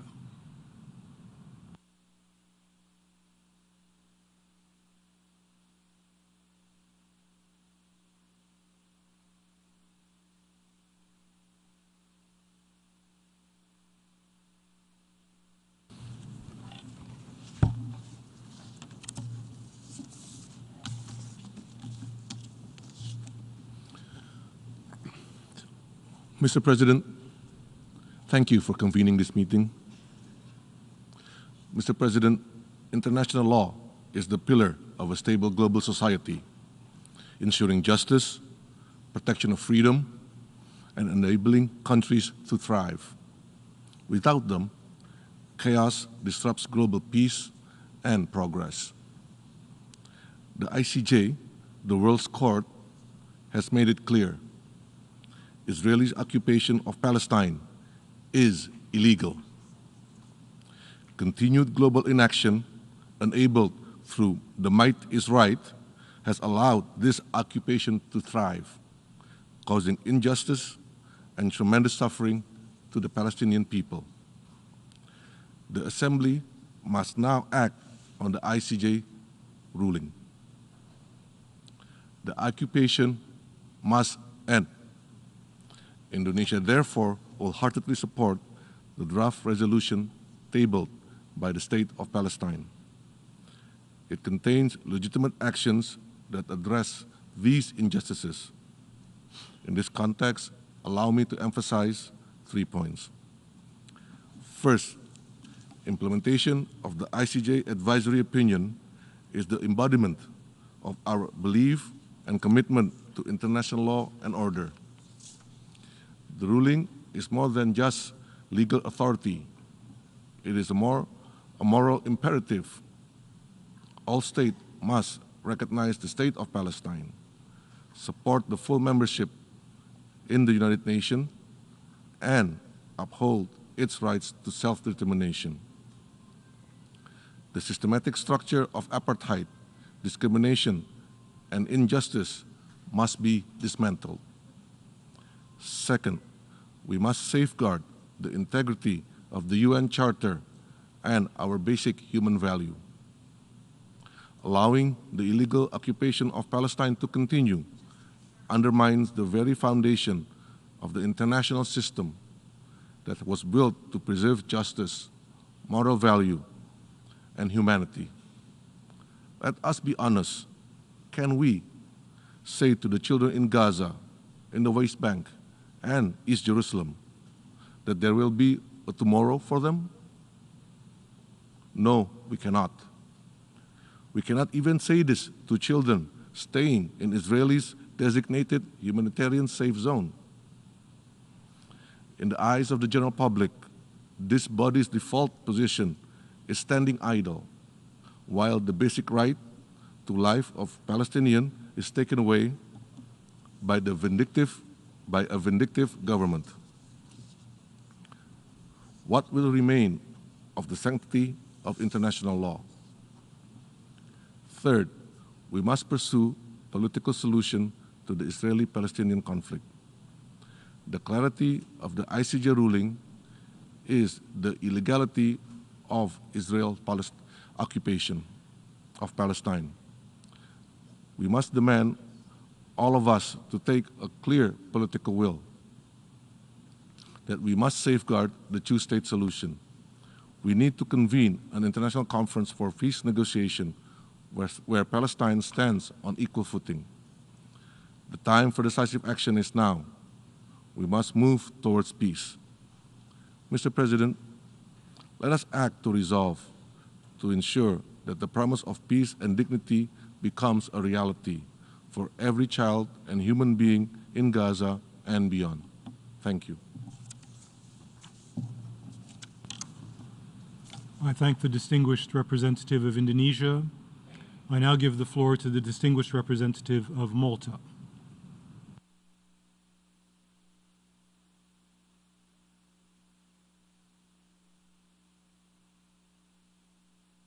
President, Excellencies, on 19th July, the International Court of Justice, upon the request of this General Assembly, delivered its advisory opinion regarding the legal consequences arising from the policies and practices of Israel in the occupied Palestinian territory, including East Jerusalem. The court found that Israel's continued presence in the occupied Palestinian territory is unlawful, and that it is under an obligation to end it as soon as possible.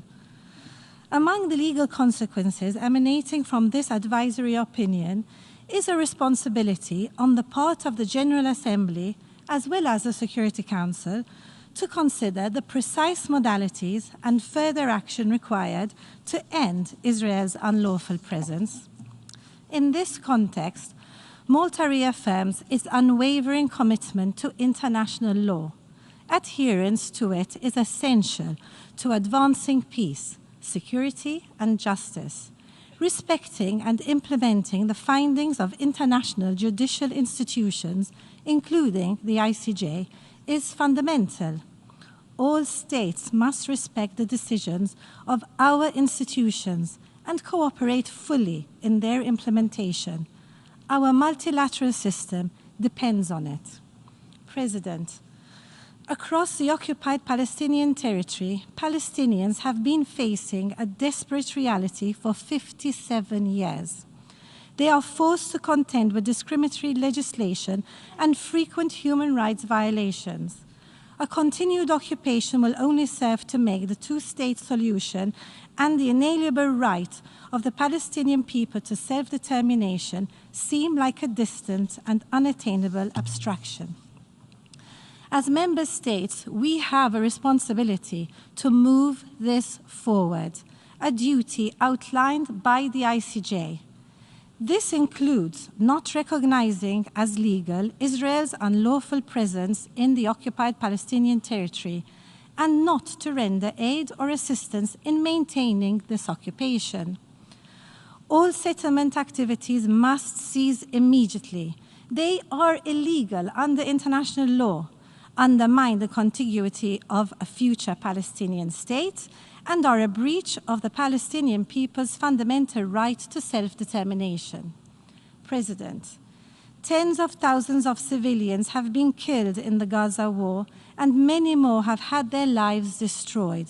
Hostages abducted by Hamas and their families continue to live through a perpetual nightmare. An immediate and permanent ceasefire in Gaza needs to be realized urgently. The hostages must be immediately and unconditionally released. We have echoed this message consistently since 7th October. This catastrophic war has only illustrated the need to address the root causes of this conflict and take tangible steps towards the realization of the two-state solution in line with Security Council resolutions and internationally agreed parameters. This path requires courage, principled decisions, and full respect of international law. This is why Malta will be supporting the resolution before us today. I thank you.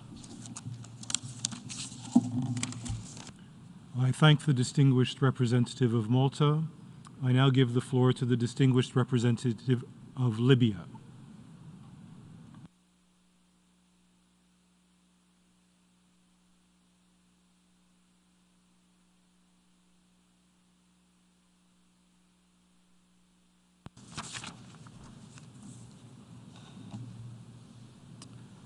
Mr. President,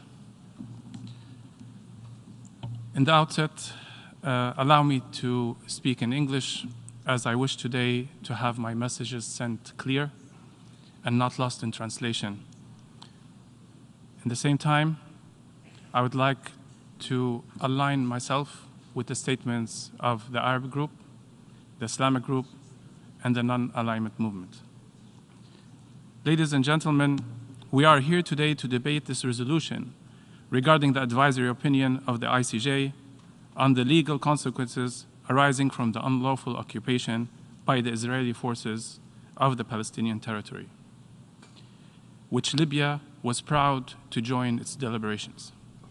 This resolution presented by the delegation of the State of Palestine is by itself a historic moment, being the first action they take after getting their deserved, long-awaited privileges since the starting of this 29th year session.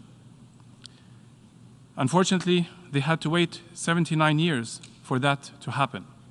So in that regard, it's important to remind you that it's about time also to grant them the full membership of the United Nations.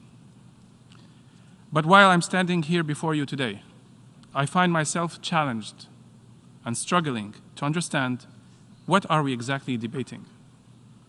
Ordinary people watching us would question this, because simply we are debating whether we should comply with the legal findings of the most prominent, prestigious international institution, the International Court of Justice. We are debating whether or not we should comply with international law. As much as this ICJ advisory is important and timely, but we should not at all neglect the fact that the occupation of the Palestinian territories has been and will remain unlawful. And none of you ever needed to wait all these decades for such advisory opinion to know that. But here we are. And the real test begins now. The real test today is for those countries who preach and call others to respect international law and rule of law. So what will your position be now? The real test today is for those countries who preach and call others to stick to principles, respect the UN Charter, and to comply with the decisions of its organs and bodies. So what will your position be now? The real test today is for those countries who watched the ongoing massacres and the genocide in Gaza for almost a year and witnessed the systematic destruction and dehumanization conducted by an apartheid regime for decades.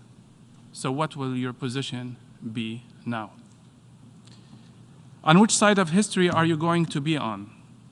What will the books of history say about you? What are you going to tell your people if you happen to vote against this resolution or even abstain? What excuse are you going to use to justify such decision? If you can't vote for peace and justice and against occupation and illegal settlements? How you'll be able to ask for support if one day you're occupied? How will you explain if your government supports in any way such occupation in violation of international law and not hold those who do so accountable? And what will you say to those who will aim at you and say, welcome to the world of double standards? And talking about double standards, just a while ago, we heard the representative of the occupying Israeli forces bashing you all, as he does with his predecessors, perform a show and teaching us and lecturing us about humanity and morality, totally disconnected from reality. Even today, he couldn't bring any justification, nor speak about the topic we're discussing, the illegal settlements. He could not address the resolution and trying to show that the world started only on October the 7th, neglecting the fact of history. Well, if he considers this assembly a circus, guess what? I consider him a clown performing in this place, always bringing his preps, trying to produce a show, failing to make us laugh, deceiving us from reality. That's what they try to do, but they fail dramatically. So when I ask him if he thinks this place is a circus, why are you performing in it? Why are you still a member in it? Ladies and gentlemen, it's time for you to show action and not words. Nearly a year will pass and the massacres and genocide in Gaza and the West Bank is continuing. The inability of the international community, especially the Security Council, to stop these atrocities and reach a ceasefire, and the silence of many of you, is what allowed the killing of tens of thousands, injuring hundreds of thousands, the displacement of almost 2 million, the spread of famine and diseases. So today, do some justice for those innocent and vote in favor of this resolution, which would be a message from the world to the occupying forces and who support them blindly. Say enough is enough, and it's time to act. Libya reaffirms its position that it won't define resistance against occupation as terrorism. And who from your countries didn't gain their independence without resistance, especially when the doors of peaceful solutions are completely shut down. Libya affirms its position that the only peaceful solution to this 7 decades of aggression and occupation is by recognizing the Palestinians' right to defend themselves and resist occupation and the right of self-determination, and having an independent state with Jerusalem, its capital. In conclusion, it's time now for all to comply and respect the outcome of the ICJ. This court, which we all know has established or was established to help in ensuring peace and justice, where international law should prevail over the use of force.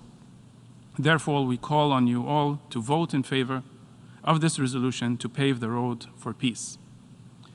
History will remember those countries which have taken a principled, a moral, a legal, or humane stance, and it will also remember those who had their humanity in deep coma and were aware and deliberately participated in this live broadcasted atrocity, especially the 21st century Holocaust, the Holocaust of Gaza. Voting in favor of this resolution today is a vote for peace, and it's a vote for justice. I thank you. I thank the distinguished representative of Libya. I now give the floor to the distinguished representative of Jordan.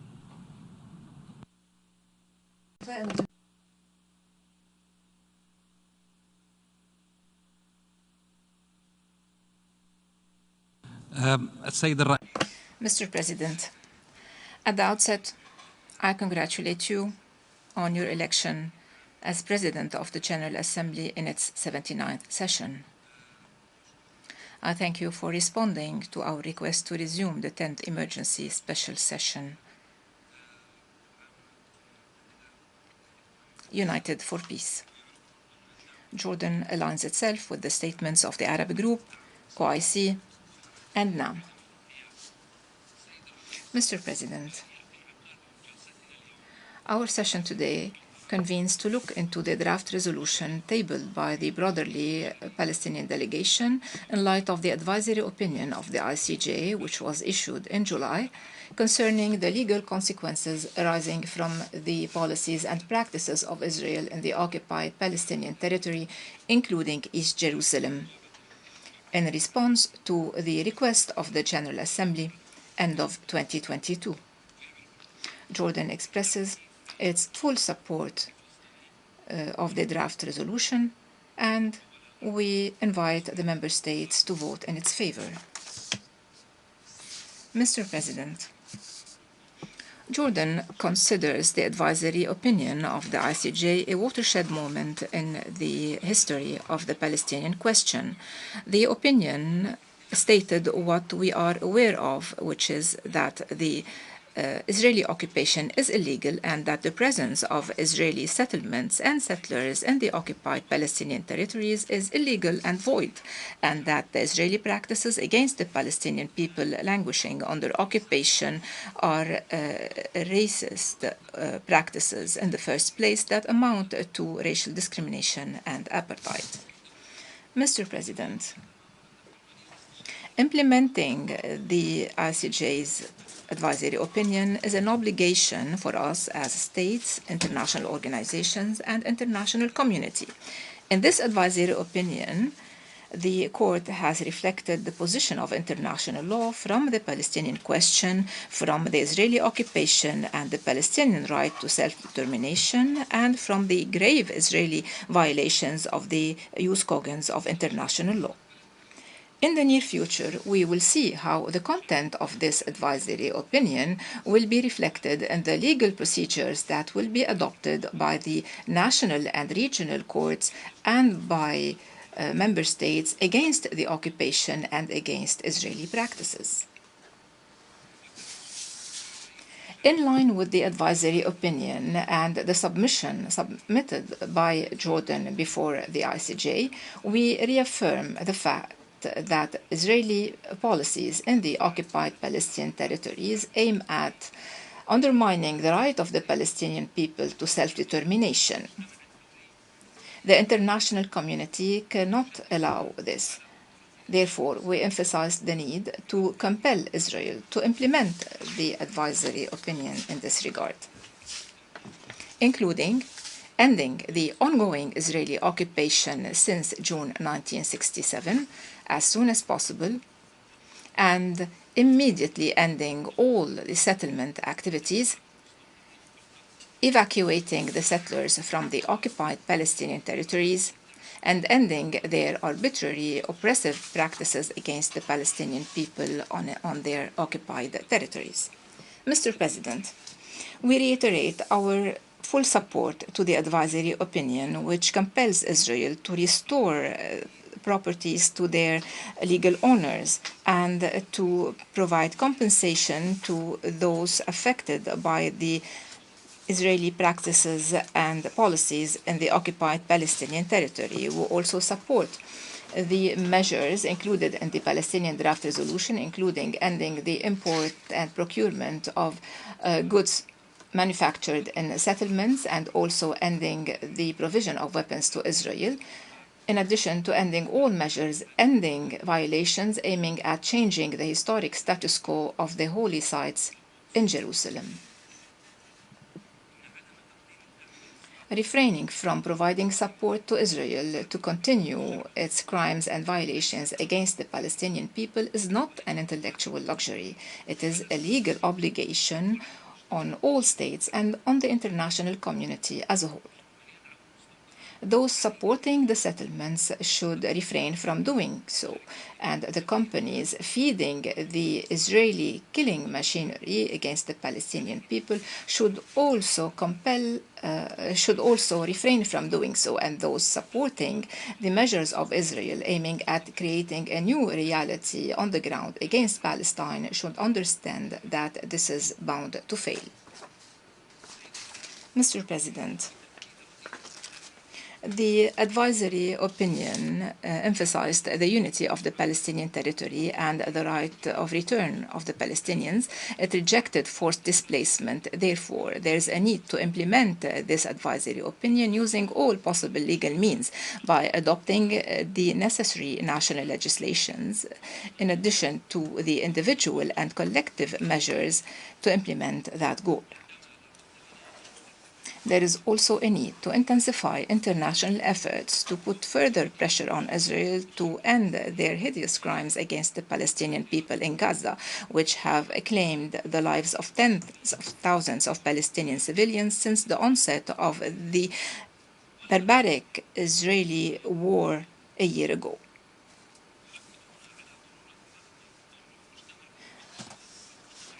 The Security Council and the international community should put pressure on Israel to end the war immediately and to allow the sufficient and sustainable delivery of humanitarian assistance to the Gaza Strip, and to refrain from targeting UN and relief staff, and to implement relevant Security Council resolutions, mainly Resolution 2735. We call upon the international community to take a unified position condemning the ongoing unilateral Israeli practices and their violations of the historic status quo in Jerusalem. The international community should compel Israel and its extremist government to end their violations in the West Bank and policies aiming at dragging the region into a global regional war with devastating consequences.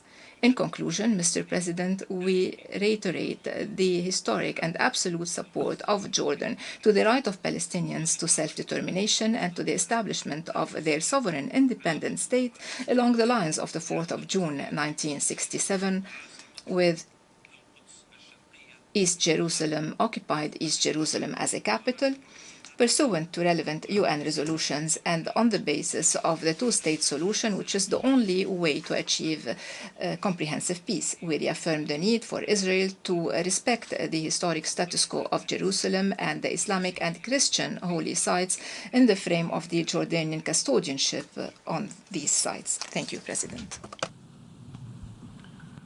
I thank the distinguished representative of Jordan, and I now give the floor to the distinguished representative of Algeria.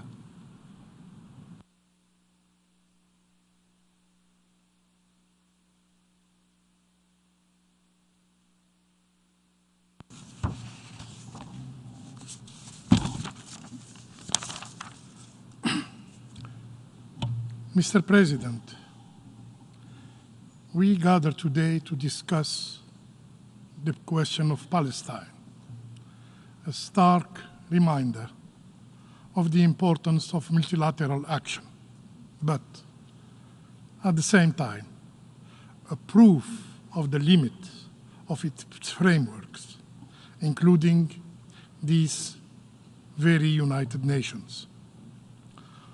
On the one hand, without the international law, without the global fora of nations, the Palestinian cause would have faded into oblivion in a world dominated by narrow interests.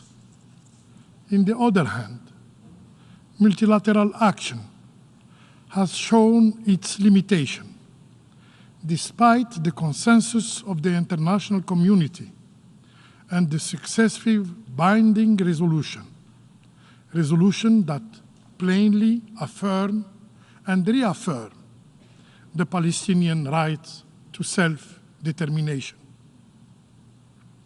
Palestinian right to their land, Palestinian right to their statehood. Yes, we find ourselves unable to enforce them. This failure stems from an occupying power that disregards international law and thrives on impunity, acting as though it is above the law. In Gaza, in the West Bank, the Israeli occupier continue to kill, continue to arrest, with the toll of victims surpassing in nearly 1 year 41,000 martyrs, almost 100,000 wounded, and more than 10,000 Palestinian detainees. The Israeli occupying power desecrates holy sites of Al-Quds Sharif and forcibly displace its people. Just this morning, we witnessed another assault from Israeli settlers protected by the Israeli police into the mosque of Al-Aqsa. The occupying power openly denies the right of the Palestinian people and seeks to undermine the establishment of their states. Mr. President, in light of this bleak reality, which threatens to extinguish hope in the heart of the Palestinians and peace lovers around the world, the advisory opinion of the International Court of Justice came. This historic and comprehensive decision by the highest judicial body in the world challenges the Israeli occupation narrative and exposes its apartheid policies. It reaffirms the illegality of Israel occupation of Palestinian territories and the need to its end. Now, as President Abdelmajid Tebboune has emphasized, and I quote, "We, the advocates of the just peace, bear the responsibility to end the historic injustice inflicted on the Palestinian people, an outcome achievable only by compelling the occupying power to comply with international law." End of quote. Mr. President, the voice of justice has spoken, and it is imperative that we shall all abide by its ruling. Failing to do so will disrupt the very foundations of the international order.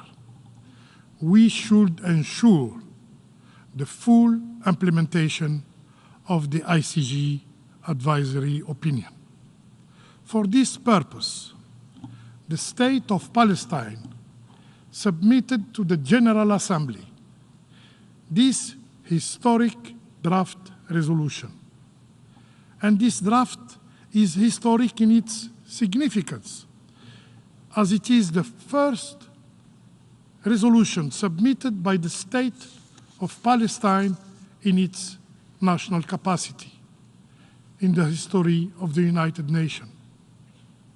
It is another victory on the path to full membership to the United Nations.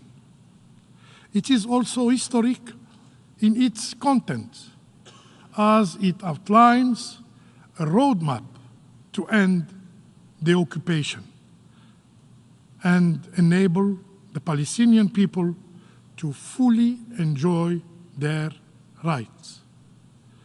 My country, Algeria, having always stood by Palestine, promptly sponsored this draft resolution and called on all members to support it, to vote in favor of it. Today, we must be united in our support, in our solidarity with the Palestinian people. We must stand together in defense of international law. We must stand united for peace. I thank you.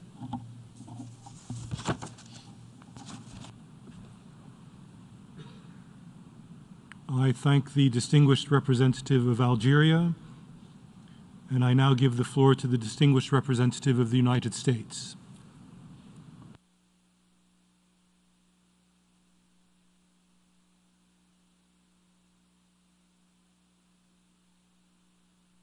Mr. President, the United States has worked with determination to support a comprehensive peace agreement that would permanently resolve the Israeli-Palestinian conflict.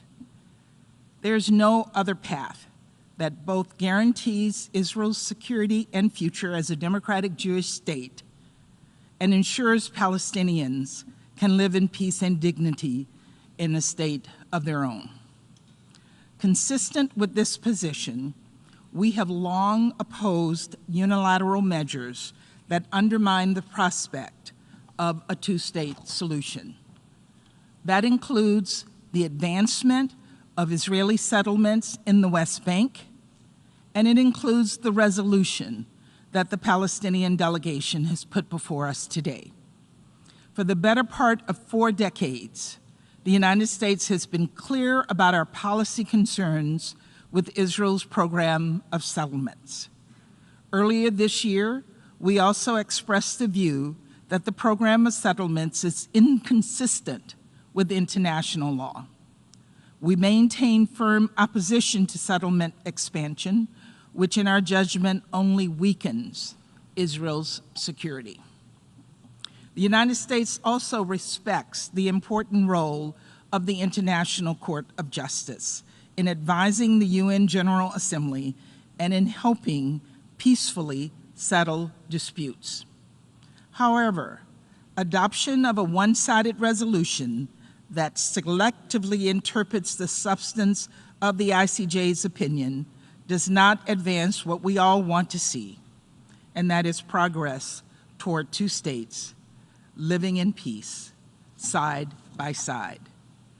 This proposed resolution advances the flawed and indeed false idea that adopting a text here in New York can somehow resolve what is easily one of the most complex and persistent diplomatic challenges of our time. Colleagues, we all know that is not true. We all know, as the Security Council has repeatedly underscored, that a resolution of the Israeli-Palestinian conflict must be achieved through negotiations between the two parties. Negotiations grounded in some basic principles, including the notion of land for peace. Regrettably, but very significantly, the Palestinian resolution makes no mention of this reality. It also fails to acknowledge, among other things, that Hamas, a terrorist organization, is currently exerting power, control, and influence in Gaza.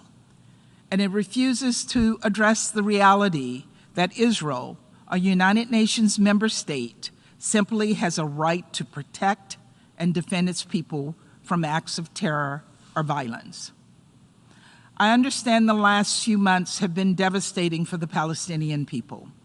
Families have endured hell in Gaza and the West Bank due to the new round of fighting Hamas set in motion on October 7th. But the resolution put forward by the Palestinian delegation does nothing to end the current conflict with Hamas in Gaza, nothing to bring the hostages home to their families, and nothing to surge life-saving assistance to Palestinian civilians in Gaza. It does not offer a concrete path forward for how, consistent with Security Council Resolution 2735, the Palestinian Authority in Gaza intends to reunify the Gaza Strip with the West Bank.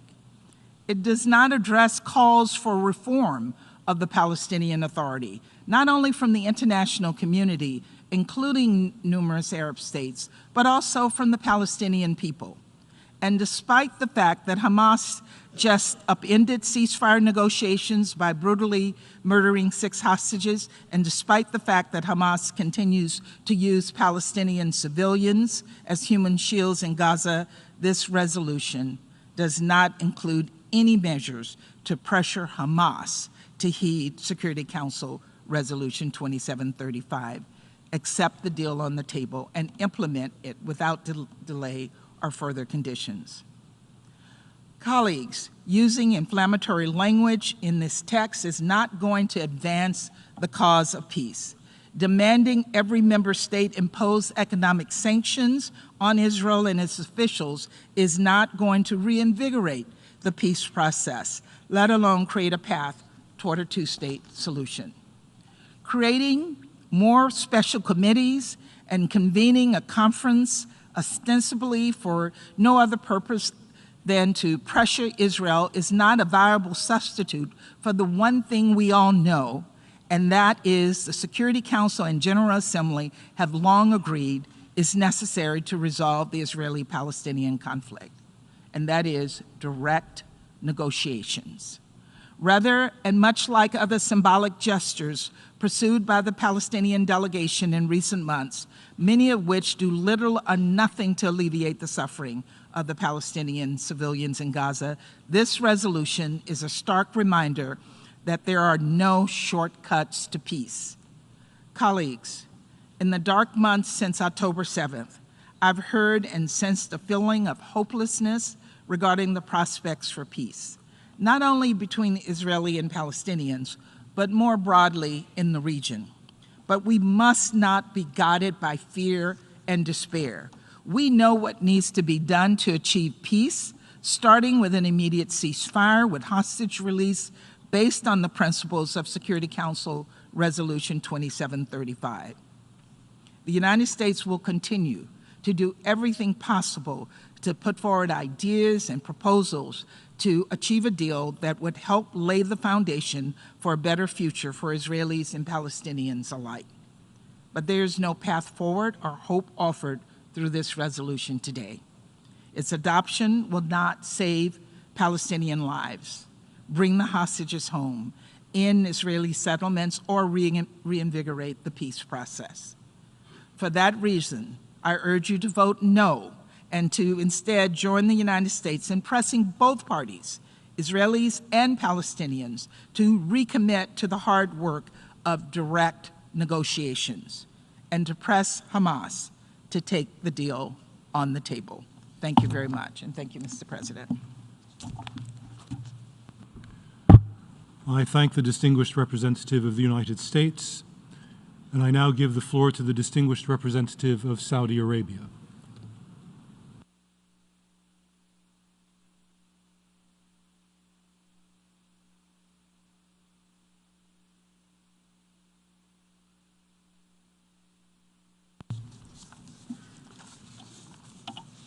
In the name of God, the merciful, the compassionate, Mr. President, ladies and gentlemen, my delegation would like to align itself with the statements delivered by the Syrian Arab Republic on behalf of the Arab Group, Cameroon on behalf of the OIC, and Uganda on behalf of NAM.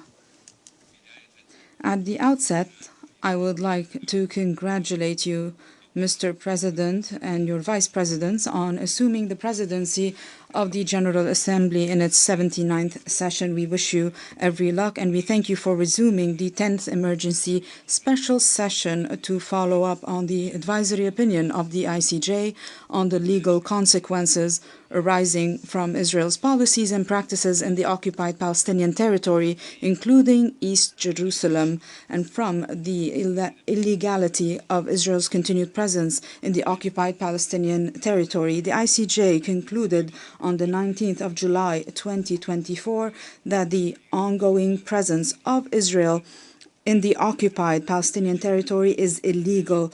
It must be ended, and the resulting settlement activities must be addressed.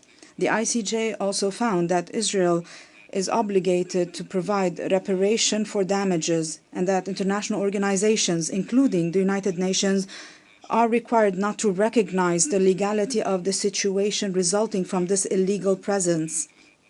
The advisory opinion was issued based on the request of the GA in its resolution 77/247 on the 30th of December 2022. Mr. President, my country welcomed the advisory opinion of the ICJ on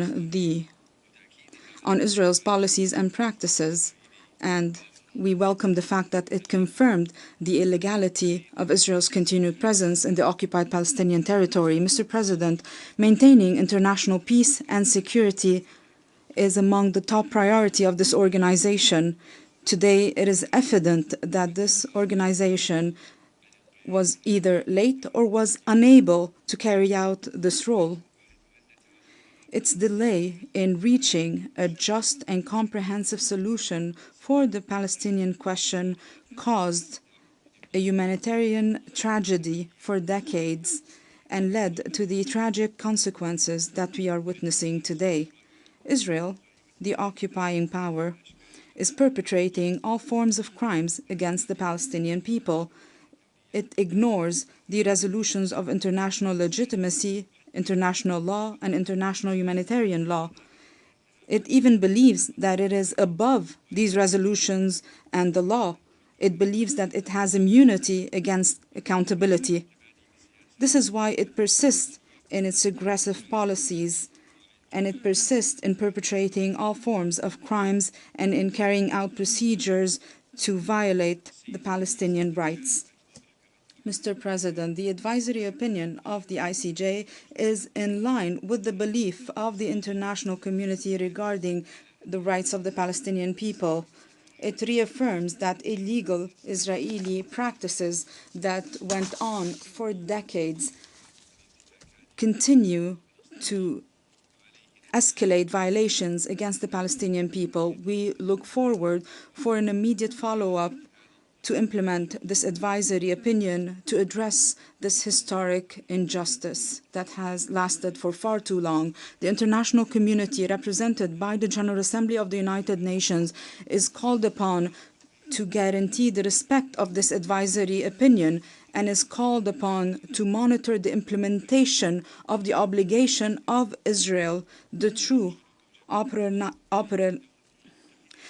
activation that we all aspire to of the role of the United Nations commences with respecting its resolutions and strengthening the role of its bodies.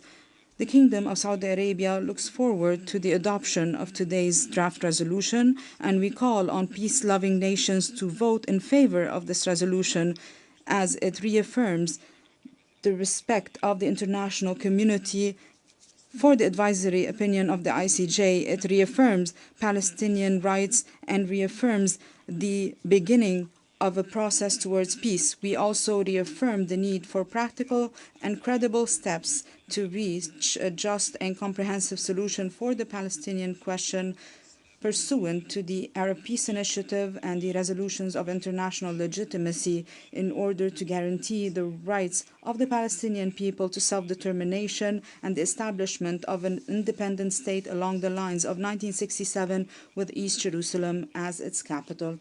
I thank you, Mr. President. I thank the distinguished representative of Saudi Arabia, and I now give the floor to the distinguished representative of Norway.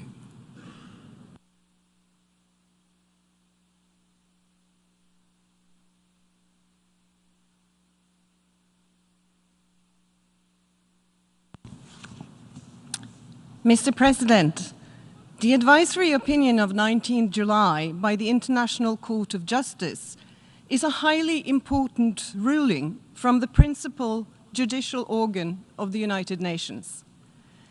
The court's message could hardly have been any clearer. Israel's continued presence in the occupied Palestinian territory constitutes a wrongful act of a continuing character. This has been brought about by Israel's violations of the prohibition on the acquisition of territory by force and the right to self-determination of the Palestinian people. Consequently, the court states that Israel has an obligation to bring an end to this unlawful presence as rapidly as possible. The court also reaffirms that Israel's settlement activity violates international law and furthermore concludes that Israel must immediately stop all new settlement activity, evacuate all settlers from the occupied Palestinian territory, repeal all legislation and measures creating or maintaining the unlawful situation, and provide full compensation to all affected Palestinians. This is an unequivocal message which Israel must comply with without delay. The court further emphasizes that all other states are required to not assist in the maintenance of the illegal situation created by Israel. It urges the UN General Assembly and the Security Council to consider measures to help put an end to the illegal presence. This places a responsibility on all of us. A resolution building on ICJ's advisory opinion will be put to a vote. It is aligned with the court's opinion and aims at ensuring that the latter is upheld. Norway will therefore vote in favor. And we encourage everyone to do the same. Respect for international law is a prerequisite for maintaining global peace and security. Mr. President, turning to the dramatic situation on the ground, Norway continues to call for an immediate ceasefire and the release of all remaining hostages who remain in captivity after Hamas's terror attack on 7 October, which we have condemned in the strongest possible terms. After more than 11 months of war, the situation in Gaza is catastrophic. The scale of destruction, the massive number of casualties, and the extreme humanitarian needs are unprecedented. The living hell that the civilians in Gaza are going through every single day is happening on our watch. No one can claim that we do not understand the extent of the ongoing violence and destruction. Still, we have been unable to prevent it. That is unforgivable. In the occupied West Bank, the rapidly deteriorating situation is highly dangerous and could have serious implications for a region already on the brink of a full-scale war. The dire economic situation, recent large-scale Israeli military operations, and unabated settler violence continue to inflict severe harm on the local Palestinian population, and all contribute to the escalation of an already tense situation. Mr. President, the Palestinian people have a right to self-determination, as reaffirmed by the court in its advisory opinion. According to the court, Israel, as the occupying power, has an obligation not to impede the Palestinian people from exercising this right to self-determination. This includes the right to an independent and sovereign state over the entirety of the occupied Palestinian territory. Israel's continued occupation and unlawful presence in the occupied Palestinian territory is not compatible with the realization of a strong Palestinian state and ultimately a two-state solution. There is no way to provide lasting security for both Palestinians and Israelis without the establishment of a Palestinian state. A two-state solution requires an Israeli and a Palestinian state.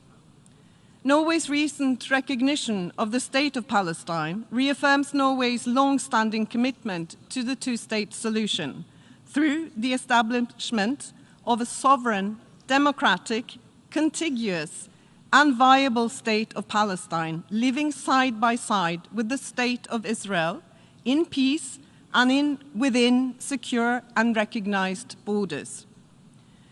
Through this recognition, Norway affirms its support for the Palestinian leadership, who is committed to the two-state solution, to diplomacy, and abstention from violence in its efforts to achieve peace. Norway is of the view that the great majority of all states supports the realization of the two-state solution.